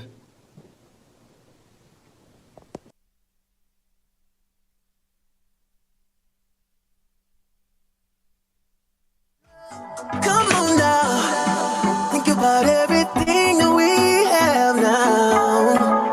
Yeah, baby, it's so much to lose. Right now it's hard to see, girl, just close your eyes and tell me that you will stay tonight. Come on, baby, stay tonight. Don't go from us. Another throwback jam for y'all. Then we gonna get the show started here. Tonight, let me change your mind. I walked through the fire and it couldn't even hurt me. There's a lot of demons out here trying to deter me. Personally, time wasters are unworthy. So I tell them cut it out like surgery. Kings don't deal with peasants. I will, but I am legend. Jehovah driving with my foot on the pedal. I will have a statue erected of me stabbing a sword through the neck of the devil. Diamonds around the bezel. Tesla Model S and no, it's not a rental. Fresh like Wendy's lettuce, dripping, so torrential. One flick of the wrist, make it feel elemental. I was always meant for greater things. Actually, David, this is old. This is season 1. Pre-season 1. It was no accident. It was no mistake. I was born to be great, born to spit flame, born to acquire the fortune and fame. This was no mistake. This was no accident. As a prince, I was passionate. Life was an action flick, and now my castle extravagant. You see this crown? Hey. Yeah, they calling me king now. They calling me king now. But this what I've been about. You see this crown? They calling me king now. That's right now, Eddie. What you say? They calling me queen now. You better do that, girl. I think I'm the chosen one. All my dreams are coming real. I'm just like a frozen sun. This fire might give you chills. I think I'm the I know I'm the chosen one. Just like James Bond with the golden gun. All of my concubines know what's up. They think I'm amazing. They think that I saved them. And when I lay it down, they all get elated. And they never link, so there's never no babies. But when I make them, people gon' praise them. I want a little prince and a princess. Today, do we have my sister in there? She's ready to go. They can get their chin checked. They don't want to smoke, not even incense. All right. It was no accident. It was no mistake. I was born to be great, born to spit flame. Peter Griffin, yes, Wheel of Time. Man, oh my gosh, I gotta go to a wedding tomorrow, but yes, Wheel of Time. As a prince, I was passionate. Life was an action flick, and now my castle extravagant. You see this crown? Yeah, they calling me king now. They calling me king now. But this what I've been about. You see this crown? They calling me king now. Watch this juxtaposition. King now. Y'all ready? Yeah, they call me king. Yeah, they calling me king now. They calling me king now. This what I've been about. If you have not already, you can, like it or not, patreon.com/like it or not, patreon.com/like it or not, or patreon.com/VPD Show, man. Shout out to everybody again for all your tweets, restreams, and everything else, man. We greatly appreciate y'all. We love y'all. We mean it. With that being said, this is just for y'all. Hopefully there won't be an acapella version today, but we'll see how this goes. Y'all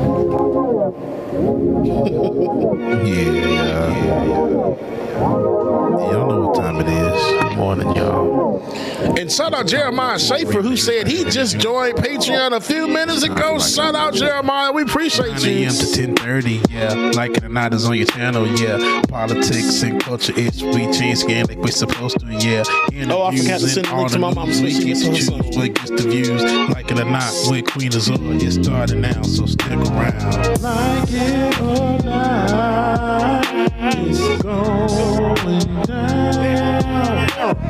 Like it or not, y'all stick around. Oh, Rebecca, Mark, shut the hell up.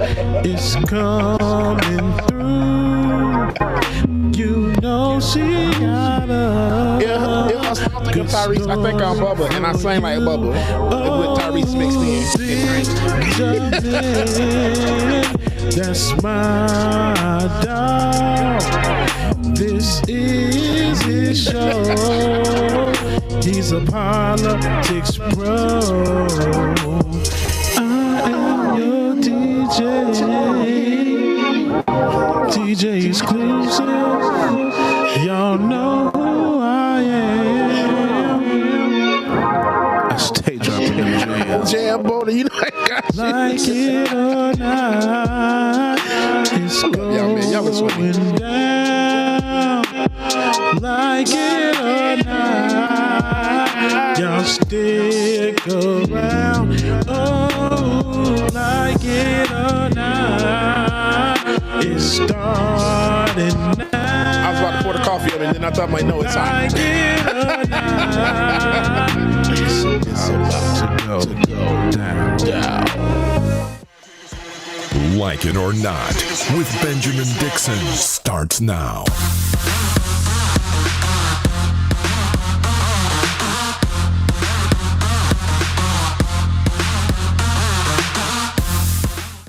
Welcome back to Like It or Not, where we're free to tell the truth and not care who doesn't like it. Joining me now is Noura Al-Shair. She is a pre-med student from Gaza who, prior to COVID-19, was studying at Washington and Lee University in Virginia in hopes of creating a cancer treatment infrastructure for Palestinians who are not permitted in Israeli hospitals. Noura, thank you so much for joining us.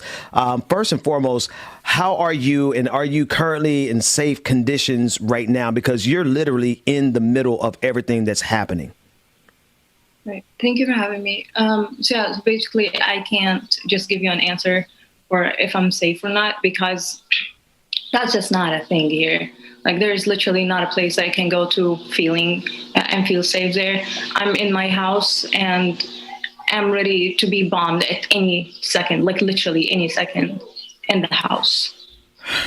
Wow. And sitting over here where we are, we can't even imagine what you and the Palestinian people are going through. I listened to one of your interviews that you did yesterday, and you've been very vocal about what's going on. Could you tell us a little bit about the humanity or the inhumanity of it all? We see pictures, we are seeing the videos, and we're spreading as much information as we can.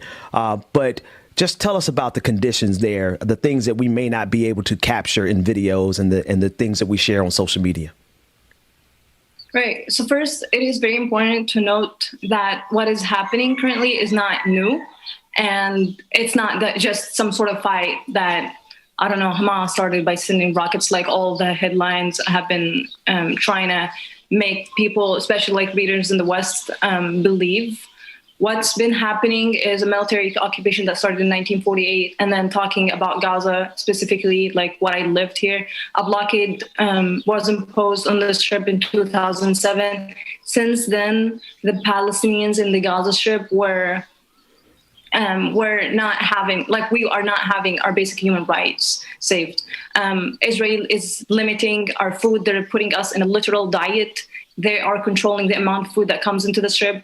Most of our water is poisoned. Electricity is so limited. Like, in our good days, we had 8 to 12 hours of electricity. Right now, like during the aggression, it's like mostly 3 to 4 hours. Why? Obviously, also because of the blockade, because we can't get anything into the Strip except for through the Israeli border, except when except for when the Israeli government allows it. And right now they just decided that they're closing the border because of the aggression that they're doing on us.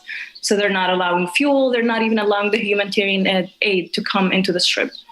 So yeah, so this is a story of a blockade that's been imposed for like around 13 years now. And now it's like our good days are miserable, but now it's much worse. So yeah, so now we're just, we don't have, as I said, like we don't have any bomb shelters in the Strip. So we only seek safety in our houses because that's the safest we can think of. We know we can't leave our houses because that's risky, but that doesn't mean that staying in our house makes it any less risky. Yeah, bombings are happening. Like we really don't know where they're going. Like it's all indiscriminate. They can like hit our house any second. So that's what's happening. And where there's like a more lack of food currently than it was before, more lack of water, and we're in the third wave of a pandemic. That's also not being worried about right now. Right. I can't imagine. I mean, we just heard a bomb in the background just now. And I mean, we can't here in the United States. We have no idea. We have no way of even understanding what you all are going through or even what it takes to be able to talk to us right now as bombs go off around you. And it's not to romanticize what you're going through, but it is an unbelievable amount of courage that you have to even have this conversation with us with bombs dropping in the background. There are a lot of people here in the United States who support.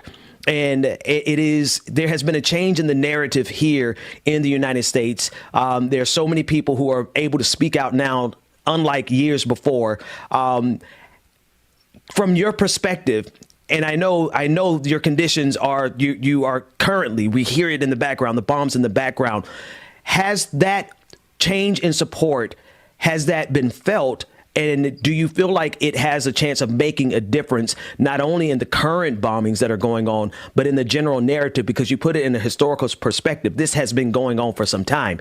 Is that narrative cutting through from your perspective there? Right. So we are feeling some change of narrative. We are seeing thousands of people protesting around the world and in the States, like big numbers that we're not imagining. Like if you told me a year from now that, I don't know, like what was it, 30,000 people showing up in Brooklyn, New York, I would not have believed that. But yeah, so we're seeing the support, and I think it's mostly thanks to the Black Lives Matter protests before that, because people are starting to understand that there is some injustice going on around the world, you know? And then after that, because of the social media is helping us amplify our voices, and we're finally able to share our voices. I share like the injustice, like literally just sharing videos, like documenting what's happening, and it's seen using hashtags. But actually at the same time, most of our posts are actually being censored. Our hashtag has been removed from Facebook and Instagram before, and what we post is censored. It's hidden from people. So that's a different story. But overall, we see that people are starting to understand that there is some sort of injustice going on in Palestine, and we do see it. We actually do share it with friends, so that, like, you know, it's refreshing to see that. It's refreshing to find it, because, you know, I've lived through like the last aggressions, you know, in 2008, 2012, 2014. And I'm someone who's always like been passionate about learning English, and also been interested in the West. So I was reading news during war times, or like aggression times and attacks on the Gaza Strip. And I was always reading on the news how, I don't know, 2,000 Palestinians died, and on the other side, a few Israelis were killed by rockets leaving the Strip. So it's like twisting the narratives has always been heartbreaking. So we're finally seeing some support from the West. It is very refreshing to see, but at the same time, it hasn't changed the amount of bombings happening on the Strip, because that's controlled by governments. And everyone knows that the Biden administration decided to support the Israeli government, all what they're doing, killing children under the guise of self-defense.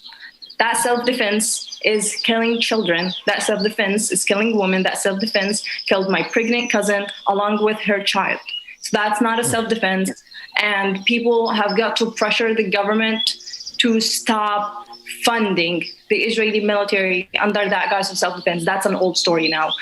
A state that has one of the greatest militaries in the world cannot be possibly defending themselves against an unarmed population. That just does not make sense. It shouldn't make sense. So yeah, Absolutely. Protesting are great. They are refreshing, but more action needs to be taken. Also, people have got to boycott Israeli products. I've got to boycott all the companies that decide to be complicit and fund the Israeli military. People need to do more for the Palestinian right. People also need to stop shying away from calling what's happening on the Palestinians what it is, from calling what's happening on the Gaza Strip a genocide, from calling the system that Israel has been imposing on the Palestinians an apartheid system. People have got to stop shying away from that. People need to call for what it is, that it can be solved. Yeah.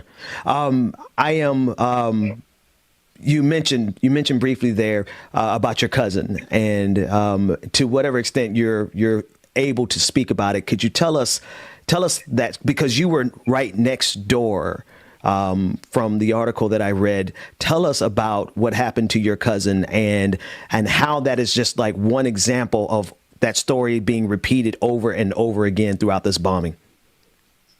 Right. So yeah. So as I said, we're staying in our houses, trying to seek safety where there is no safety.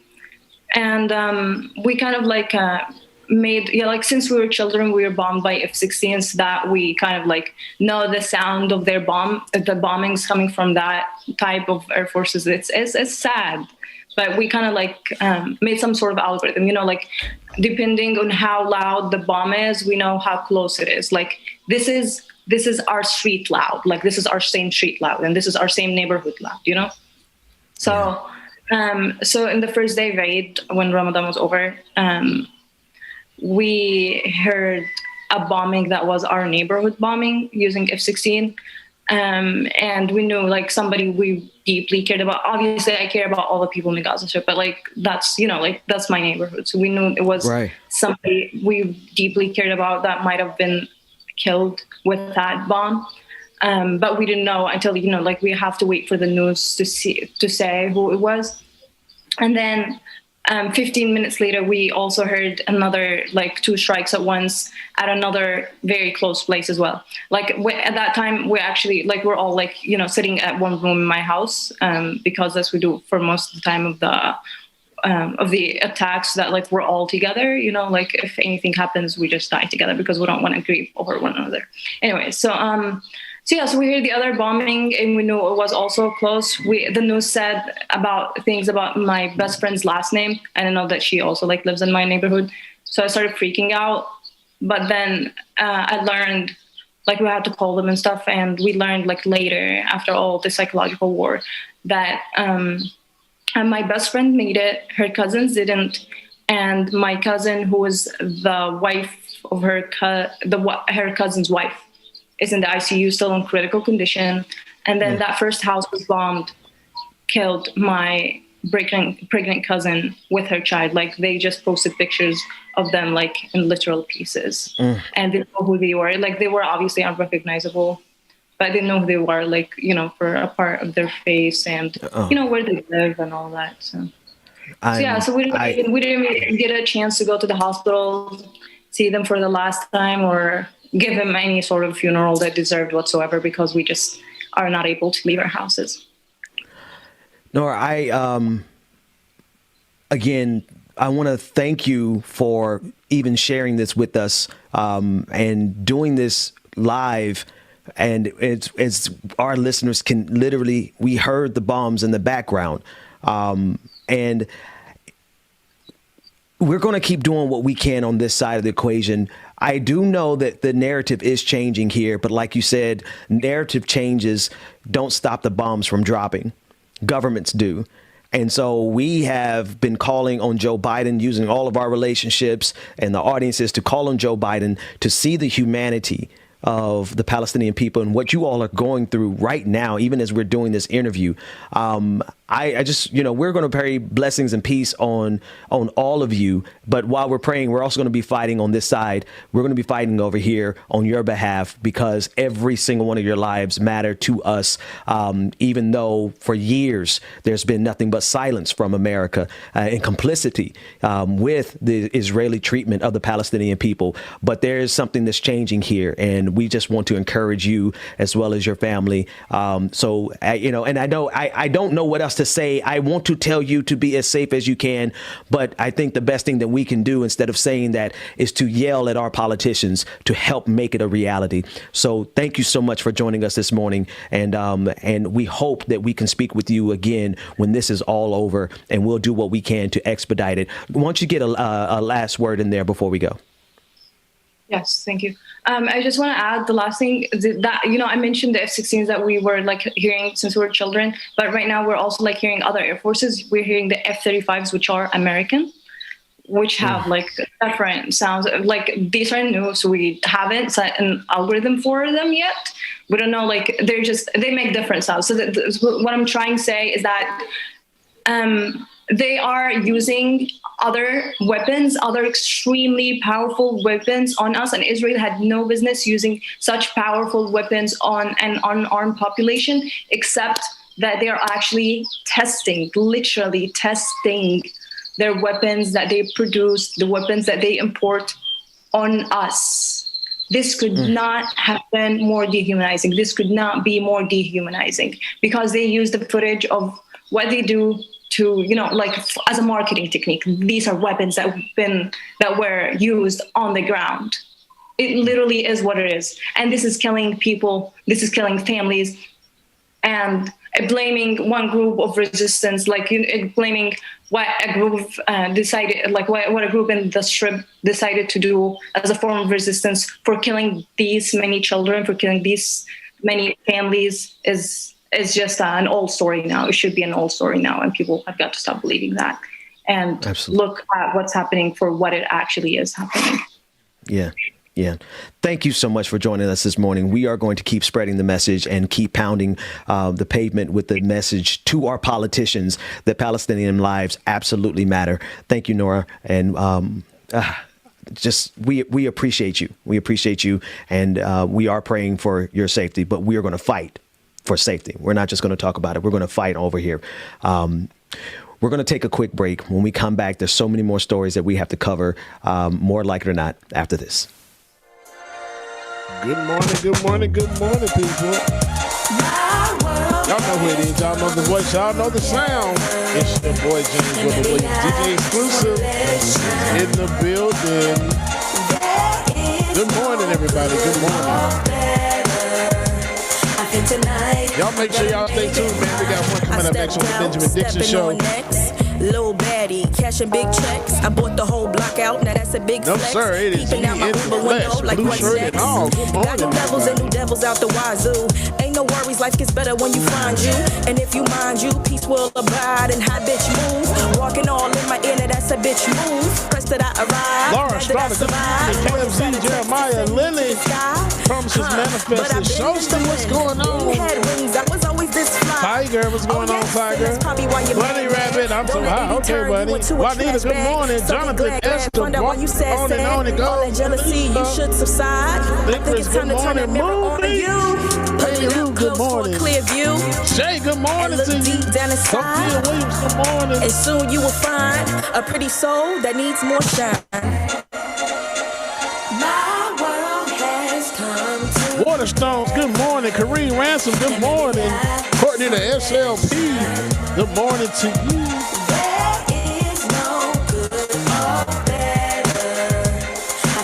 You still sounding loud today? 1, 2, mean right hook. Okay, Marsha Reese, good morning. Miss Newsroom, Silk City Socialist. Never let up, no Bill Potts, Christopher Shaw, good morning. Benson, Melanie Dennis, Esther Brochin, Why are you? Shelby Hall, Nat, hey, what's going on, sister? About me saying, Afraid not to move. Testicles. Good morning. I'm untouchable girl. Good morning, everybody. Make sure you get your coffee, your tea, your drinks, whatever it is you need to get your morning started, y'all. Y'all stay tuned. We got more coming up next on the Benjamin Dixon Show. Say a prayer tonight to keep your soul tight. And also that means Benjamin Dixon can't come through. Y'all get 30 minutes of yours. I put the work in. Now I got the big bags that you call Perkins. Yeah. My world has come together. And maybe Iris, good morning. Chris, good morning. There is no good or better. I think tonight I'm gonna make it mine.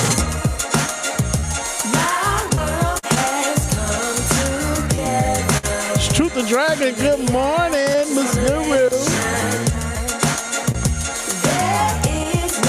Six Dragon Daddy Lee, what's going on, brother? Good morning.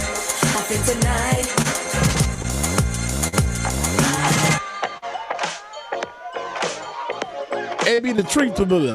AB the truth teller, good morning. I almost messed it up. I got an appetite, let's bake ourselves a treat. What you've been mixing, serve it up the way you please. I love the way you shake, you stir, you heat, you squeeze. So thick, push up and butter me. So push that, shake that, smack that, mix that up, that marinate that. That's right, y'all. Bubba is at the helm this morning. Brother Chuck Diesel, good morning. Baby, pour that sweet on me. Baby, shade up. We cook up, we can syrup when we hook up, just you and me.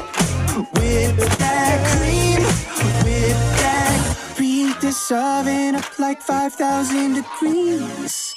It's almost ready, we've been craving it all week. Baby, you want it, I got it. I'm hooked on you like phonics. Gotta be honest, you're on it. And this ain't no time to be modest. One Source Production, what's going on? Mark S, what's going on, brother? Good morning, y'all. With that cream, baby, pour that sweet on me. Baby, shade it. We can cook up, we can stir up when we hook up, just you and me. With that cream, with that Lily, very slow, Lily. Very, very slow. And we know we're going to get there. We're going to get to it.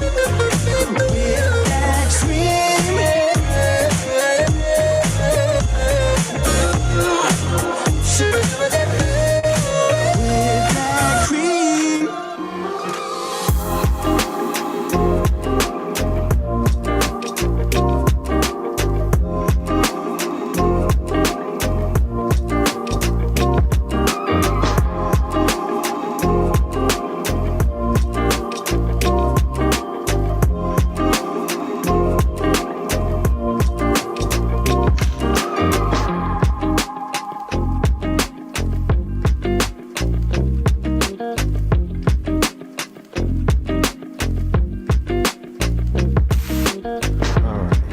Okay, we're live.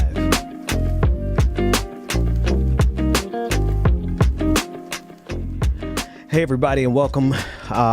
Just wanted to do a little stream tonight, Saturday. It is May 15th, 2021. Thanks so much for joining me. A lot of stuff on my mind that I want to talk about with you. I have some clips that I probably will play. I'm not sure if I'm going to play them depending on what we get into. Good evening to everyone. Facebook, YouTube, Twitch, Twitter, all the places that we're streaming. There's so many things that are happening right now that I don't know. I couldn't really go to sleep until I actually got a couple of things off of my chest with everything that's happening, not only here in the United States, but what's happening across the world. But then also quite a few people have been reaching out to me, asking me to do another You Up stream because, you know, it's where we get together and we get a chance. We haven't done it in a long time. 2021 has been a hell of a year already. That's all I can say. That's all I will say. But good evening to everyone. I see everyone on YouTube and everyone on Twitch and all the other platforms. So thank you so much Leave your comments in the comment section. I'll do my best to, interact with the audience. But that said,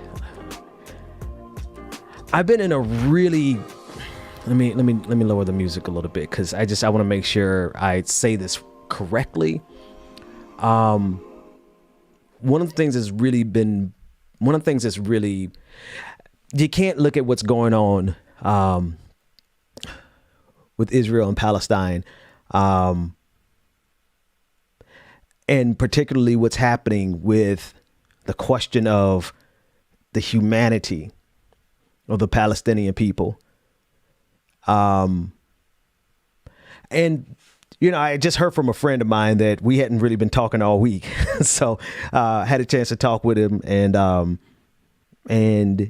he sees it. For the most part, he sees it the way I see it. But we weren't talking for a minute because it is a difficult thing that's happening right now. But the main thing for me, if you've listened to any of my work for any amount of time, the core of anything that I do is the common humanity that we all have. And it is the inhumane treatment, the war crimes that are happening right now to the Palestinian people, and the the absolute disregard for their humanity that's happening, not only there, but also here in the United States. And the most straightforward statement that we've gotten from the Biden administration on this was when Israeli forces blew up the building that housed the Associated Press, as well as, I believe, Al Jazeera's offices. And Jen Psaki, the press secretary, came out with a statement today, with tweets, with a series of tweets, letting it be known that that's a clearly an issue, and that they spoke directly to Israel. But for me, it was like, y'all know me. I don't care about buildings. I don't care about buildings at all. It's the human life that matters. And there's a clip. I was going to trim it and do it all proper and neat, but there's a clip of Rashida Tlaib, Congresswoman from Michigan, where she was describing what happened. Actually, I'm going to play a little piece of it. And I haven't scrubbed it. I haven't gotten it to the exact spot, so it's not going to flow so smoothly. But I just kind of want you to listen to her as she describes. She's Palestinian, or Palestinian descent, and she's describing a mother who. Anyway, allow me to skip to it. It's a long video, but I'm going to skip to that one part, and I want you to hear. I want you to hear how she describes what she describes. Take a listen. Expand settlements, continue to demolish homes, and continue to make the prospects for peace impossible. 330 of my own colleagues, and Democrats and Republicans here, 75% of the statement broke me a little. Here we go. From pure fear and terror. I want to read something a mother named Iman in Gaza wrote 2 days ago. She said, quote, "Tonight I put the kids to sleep in our bedroom so that when we die together."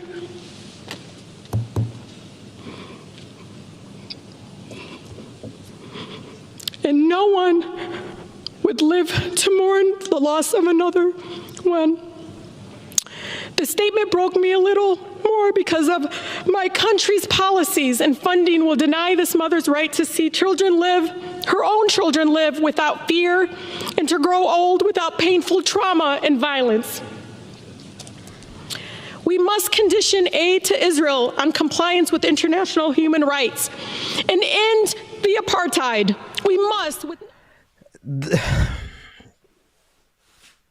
The mother put the children. Listen, I I had another friend who reached out to me this week, and you were saying that, Ben, you're really going real hard over this. I guess it's the popular thing on the left to do, is to go real hard on this. And I'm like, really? When has anyone who's known me would even consider, forget about me. The point is that, is this not something to be vigilant over? They're killing children and erasing it as just, oh, it's war. Where's the humanity? Because if we are people who are people of good conscience and good faith, and we fight for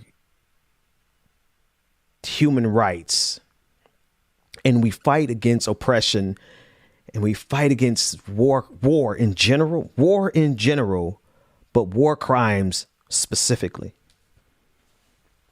then how do we stop with the Palestinian people? How? I don't understand how we can see what's happening, and in everything that we do, we are pro-human rights. We are against war. We're anti-war. We are, we're against police brutality. We're against the dehumanization of any group except the Palestinian people.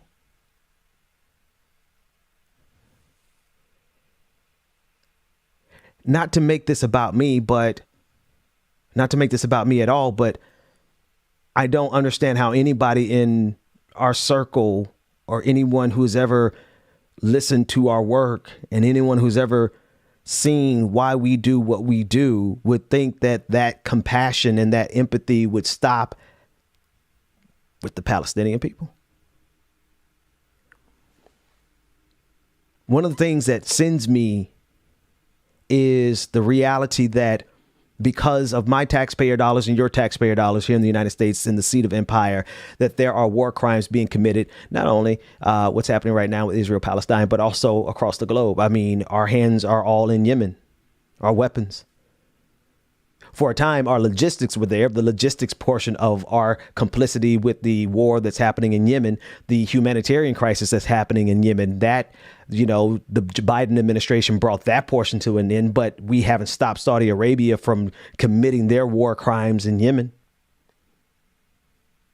And I pause and I think, and that I wanted to play that little portion of Rashida Tlaib's speech, because I think about what it must be like as a parent to not have any control over the destiny of your children, to the extent that the best thing that you could do is put them all in the same room with you, so that if you all die, you die together. That is the prospect of human beings right now, tonight, today, right now, presently. There are parents who have no control over protecting. I almost lost my, let's just say, my composure. When and I tell the story, I don't tell it often, but I do tell it. You've heard it before. The night that we've had tornadoes were so close to my house that the last thing the newscaster said to us was, "Get your shoes on and be prepared to get out of your homes." And then the power went out. And at that moment, I had to look at my kids and lie to them, say, I told them everything's going to be okay. It turns out it was true. But at the time, I didn't know, because the tornadoes were, as far as I knew, all I could count on was like whether or not it actually hit my street or the street next to us. And I'm looking at my kids. They're all huddled up in the closet. My wife holding the newborn baby at the time. There wasn't enough room for me in the closet. So I had to stand out in the hallway, and I'm just looking at my family. And I'm like, there's literally nothing I could do right now but pray.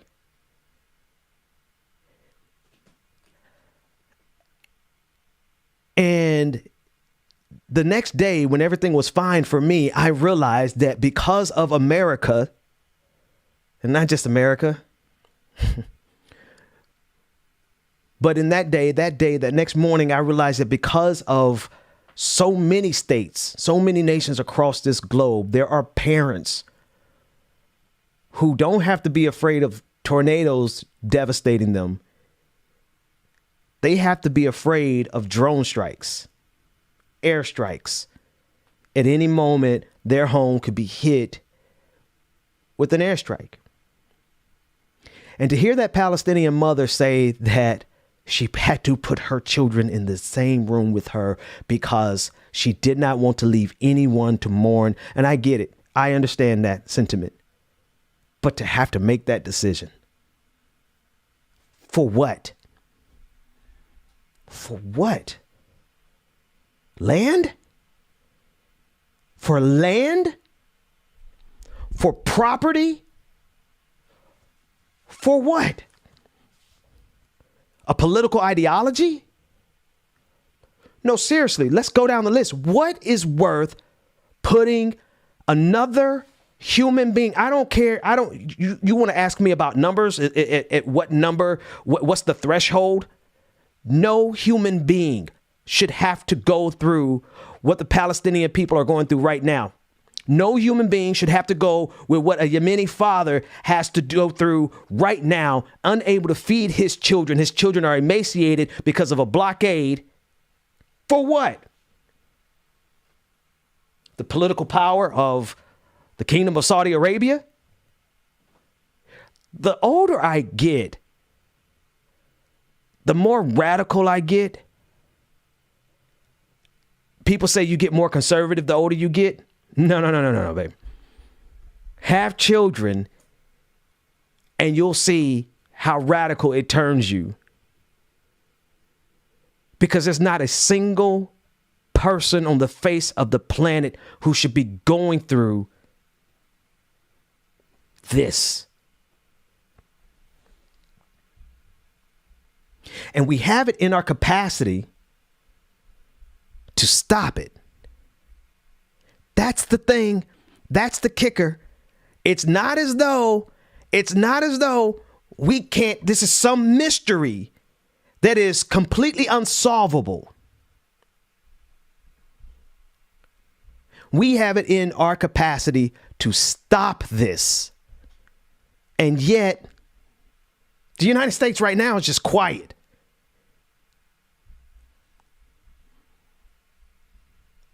The United States right now is just quiet.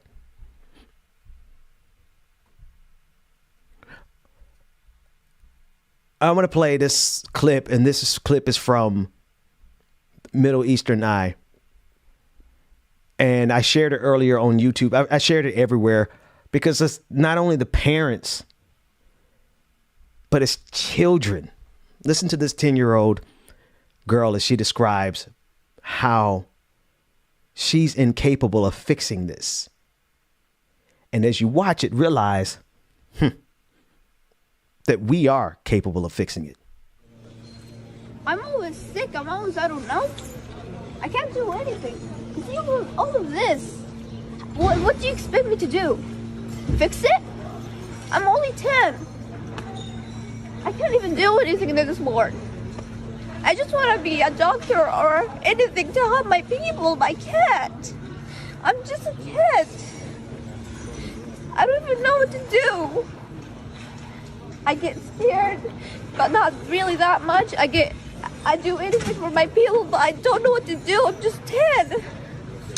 I'm just 10. All of this, when I see it, I literally cry every day, saying to myself, why do we deserve this? What did we do to this? My family said they just hate us. They just don't like us because we are Muslims. Why does Muslims act for you like that? We're just kids. You see all of the kids around me? They're just kids. Why wouldn't you just send a missile to them and kill them? It's not fair. It's not fair.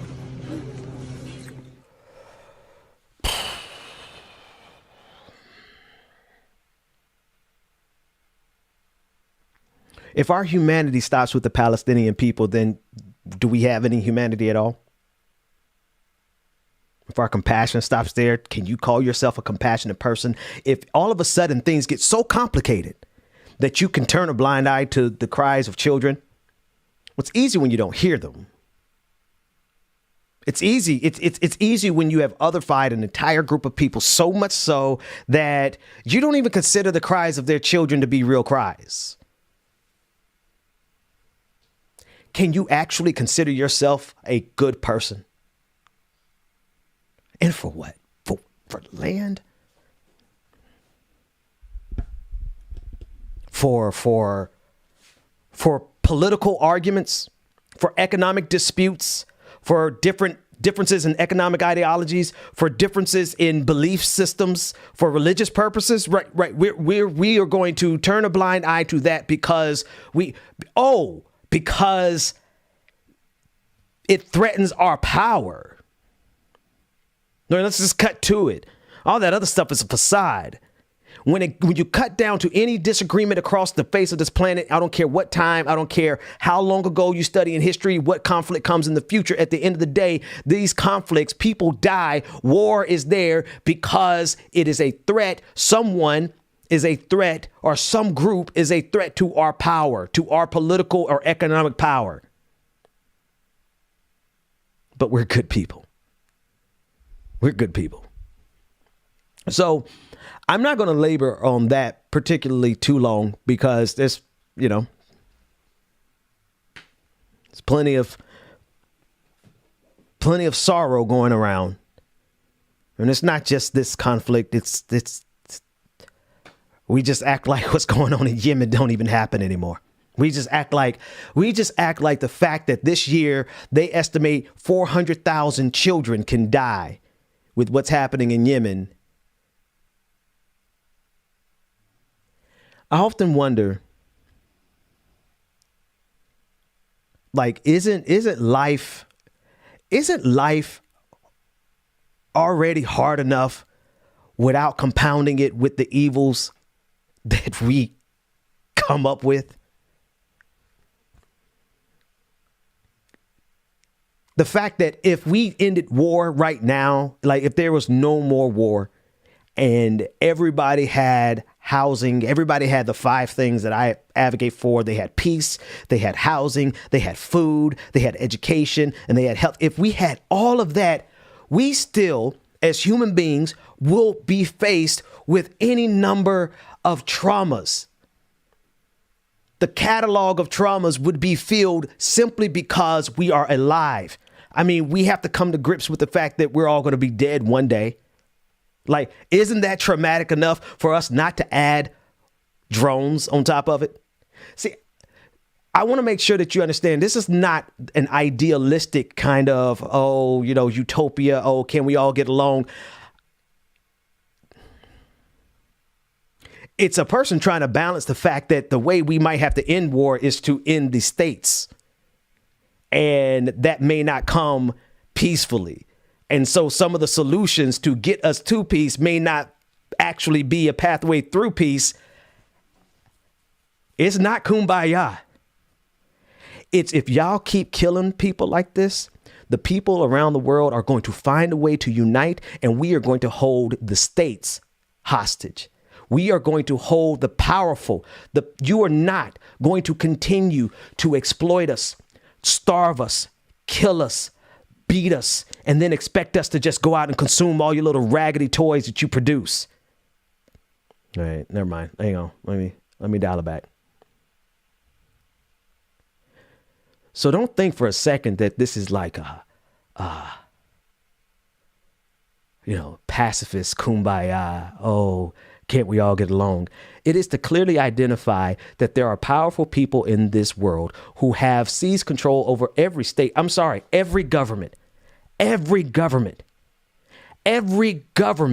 is complicit with oppression in their own borders. And in the United States case, we're complicit with oppression across the globe, and we're not by ourselves. Every single state has blood on their hands. They use force.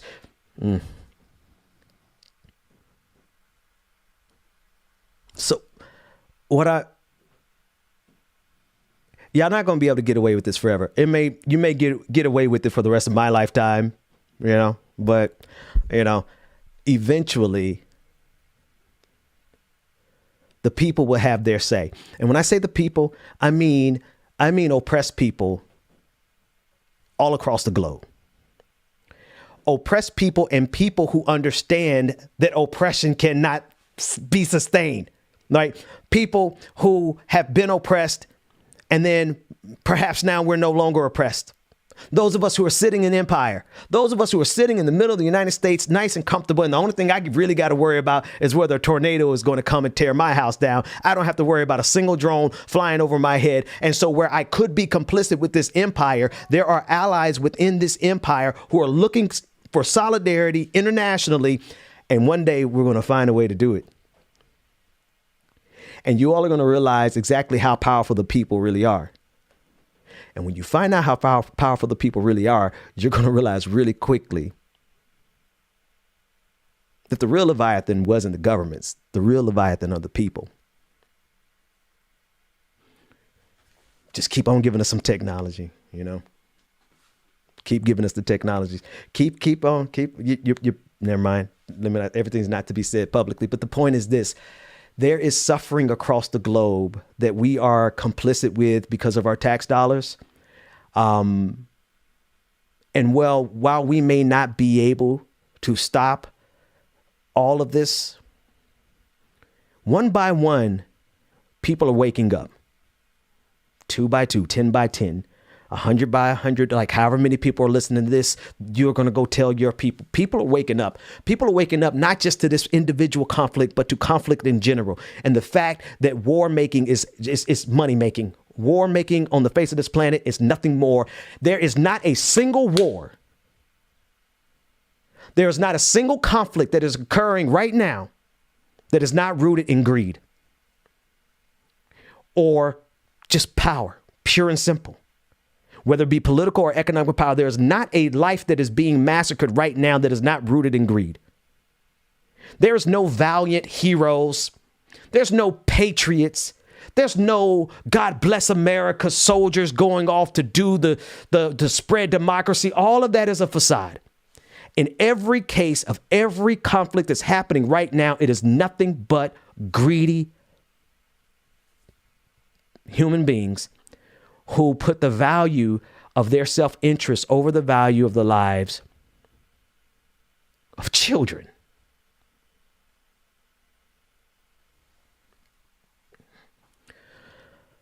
Yeah. So let me read some of y'all comments because I've that's all I got. That's all I got. I just know it's not going to always be like this because it can't. Because what they need, the means of production right now is totally different than when my dude was writing about it. The means of wealth production right now is overwhelmingly becoming data-driven and financially driven. Financial markets selling our data. For them to accomplish the data side of it, they are increasingly having to put technology in our hands. A side effect of that technology being in our hands is the interconnectivity that goes beyond borders, which is why we can hear, see, feel, and connect with the pain of the Palestinian people right now. The fact that bombs were literally dropping in the distance. And there's a video of children jumping on, like, it looks like the same exact brand trampoline that I got my children. And there are children finding a way to have some joy in the middle of bombs dropping on the other side of the street, of the other side block, a few blocks away.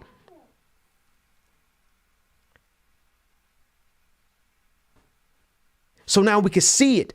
We can feel it. It can't be hidden anymore by the mainstream media. It can't be hidden anymore by the political agenda of the two-party system here in the United States and the military and industrial complex. It can't be hidden anymore.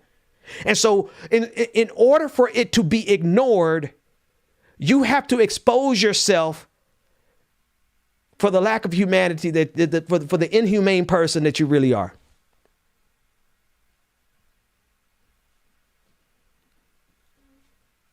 That's what you got to do. You don't have the luxury. We do not. There's not a person on the face of this planet that has the luxury of ignorance or even the luxury of blaming it on propaganda, because the information is there for you to see. The videos are there for you to see. The oppression is there for you. The murders are there for you to see. The dead bodies of children are there. See, people wanted me to ignore what was happening in the Syrian civil war because they didn't like particularly, I'm not going to get into those particular nuances because it's going to be a whole nother thing for people to come after me for. But you know what? You had to show the fact that you're willing to ignore the broken bodies of children in order for you to justify whatever your political position was on the Syrian civil war. You got to do the same goddamn thing right now. You got to.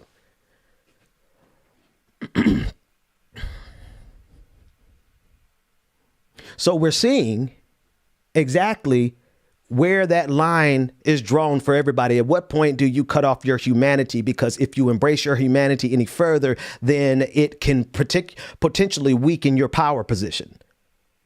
Very specifically, like I know that's like a whole lot of words, but basically what I'm saying is that there's people who have to ignore what's going on, because if they let their heart be touched by the pain that they are seeing with their eyes, then all of a sudden they got to honestly reevaluate their entire position. They got to reevaluate their political position. They got to reevaluate their whole life. They got to reevaluate their own heart, because you cannot tell me that you could look at what's going and think that you are a good human being if you could just turn a blind eye because it's not politically expedient for you to advocate on behalf of the Palestinian people.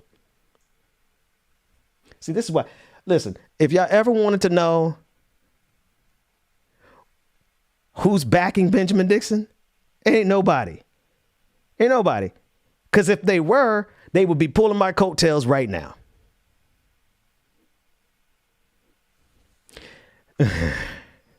One day I will talk about why you have so many black people who are silent on this.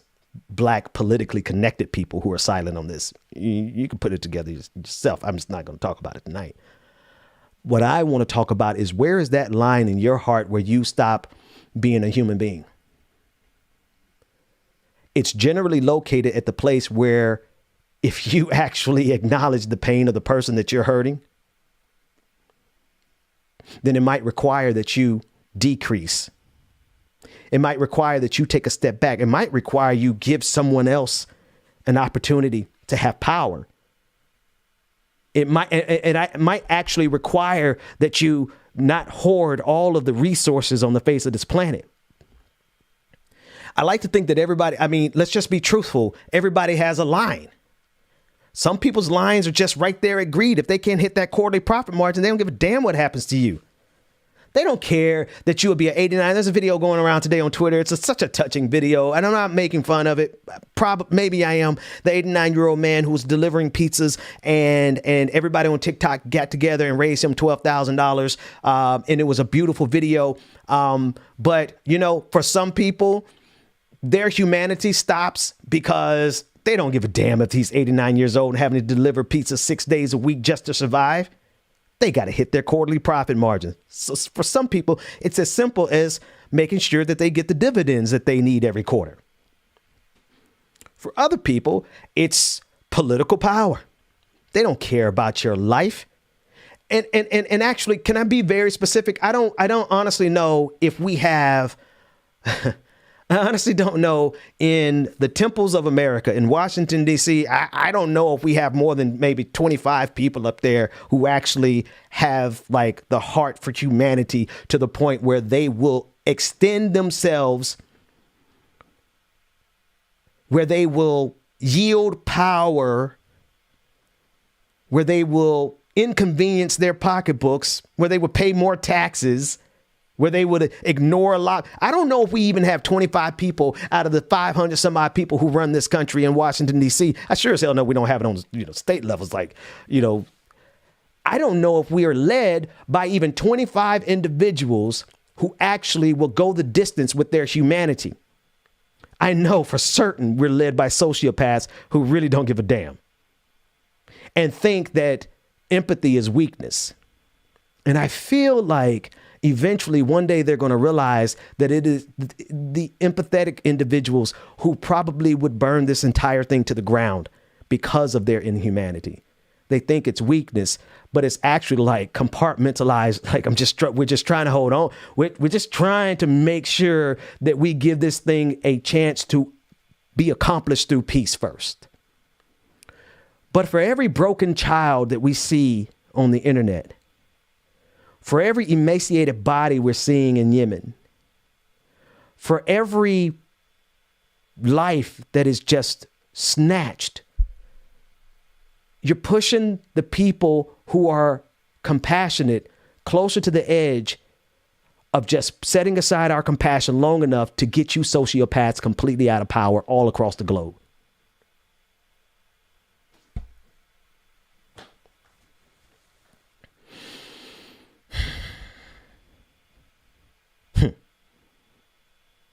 So, anyway, I'm trying to find the right word here before I end the stream. It's not empathetic people.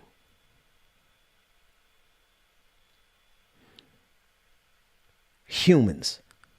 That's the word. Humans of the world unite. Whatever country, whatever language, whatever religion, whatever philosophy, whatever you believe and hold, cherish so dear to you, those of us who have a greater humanity in us and refuse to allow greed to trump that humanity. Religion will not trump that humanity. Economic paradigms will not trump that humanity.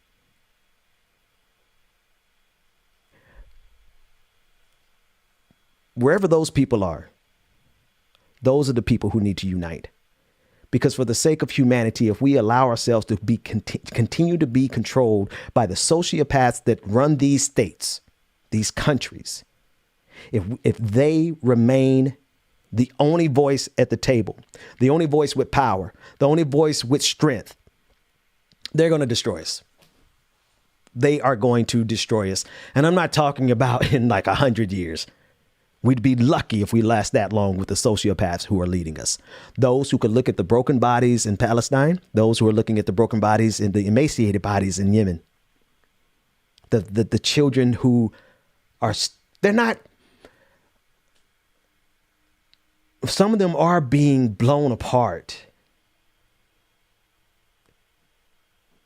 That's almost the merciful way of dying in Yemen right now. I'm talking about the children who die through starvation. I don't think we make it 100 years with this current order dominating. And trust me when I say, anyway, no, that last one I'm gonna keep to myself. I appreciate all of y'all just hanging out with me. I do want to leave you with just the idea that the humanity will prevail. There are those of us with a great level of compassion and empathy who are also extremely, we would fight to the last man on behalf of saving lives. And I say that because this level of love, empathy, compassion that is needed, it cannot be accomplished through silence. It cannot be accomplished through songs and kumbaya. We may sing, but we will fight. We may be loving, but we love enough to remove those of you who are hurting us. And the only thing we're lacking right now, I'm gonna talk to the people who need to be talked to. Anyway, that's all I got. Have a great night. Love somebody. Be kind to somebody. Before we log off, would you just do me a favor? We haven't done this in a really long time. Would you just be nice to someone in the chat room for me? Would you extend a kindness to someone in the chat room? Even if it's just saying good night to someone else. Show when you can be kind. Let's be kind. And when we can't, we take no prisoners. And the rulers of this world need to understand, y'all are pushing us into a corner where we cannot be kind anymore. And if you think the ideologues, if you think the people out here who are screaming revolution are the people that you should be worried about, no, you should be worried about the people who grieve every single time your greed takes a life. Those are the ones of us that you really need to be worried about. The people who are in the comment section showing each other love right now. Love somebody. Be kind to your neighbor. Let me get off of here before I say something. I'm about to go watch some Star Trek. I'm about to escape to something that actually can, you know. I'll be looking for you on the TV today.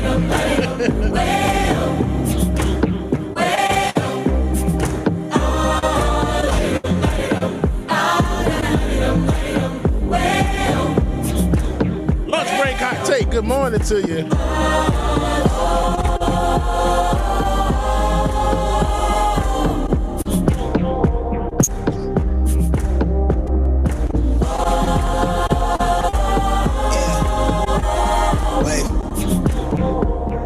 Susan, good morning. Look, I'm in line with the stars, I'm in sync with the earth. 10 toes deep, flower child from the turf. I never switch sides, like even when I die, I'ma ride for the squad, let our ties in the hearse. I've been on the vibe, kinda hard to describe. I'm in between, I'm good and it's fine, but I'm tired of the grind. Then I come alive in the night to realize I'm in the middle. Elizabeth Lonzo, good morning. I never so packed for the stack, never lied on the rack. Got a bag from the way that I write it. Queen looking Tyson, do that ass survive, doing 80 to the house, then I hit it to the sky, change haters on the tirade. Talking to the crib in the face, be still, let that hate stuff fade. We all with the same, we all want a meal in the safe, I wanna live like I'm trying to reach enlightenment. Girl spill from my lips, feel big from the bit, take a sip till I pass out. Try and get grip, but it don't make sense, cause you can lose life on this fast route. Yeah, turn thoughts to a cash cow, I might flip that to the glass house. I don't need the accolades, I'm in love with the chase. I just wanna eat, save a spot at the table. Beast with the slap, pin myself on the map. You long with the wind, but we knowing that it's cap. 5-hour flights, couple nights at the flat. To be real, couldn't see me making moves while I'm at. I'm still on the grind, limit time when I chat. Burn it down sage, keep the demons away. When I write it, give a piece of myself to the page. I don't do it for the praise, love, that's just how I'm made. From the glass in the mirror, yeah. Do it at me, old man, tryna pass in the fear. You're the first one to talk, but the last one to hear. Eyes blurry, but I couldn't see that. I appreciate you. Start to feel like I'm on one. Settle in, I'll be here for the long run. I'm a slave for the cash, got snakes in the grass, no brakes on the end. But Shoot the Dragon, that's a good one. Real quick, y'all, real quick. Shoot the Dragon said, what is black and rhymes with Snoop? What is black and rhymes with Snoop? Answer, Dr. Dre. These are facts. Here I'm talking, they ain't right enough, tighten up. Everything that I came for, I left it. I don't bang sets, I just bang on the set list. Going past everywhere I came for the break. If I little coffee, I was right. I'm that lovable kind of snuggy teddy bear kind of thing. It's gold in my soul, got the same on the necklace.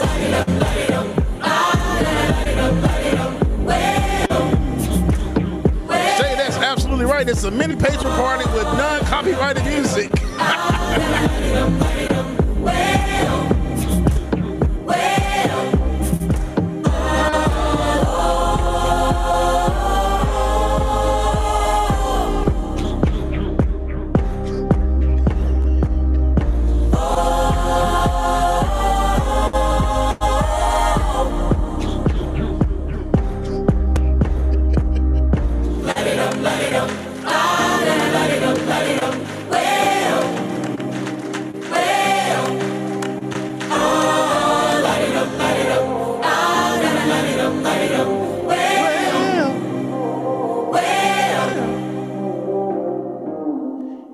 Hey, a man walks into the doctor's office all panicked. Doctor, I'm shrinking. What's going on? Help me.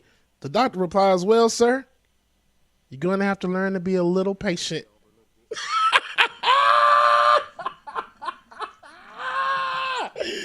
A little damn patient like Ben. Shout out to my brother, man.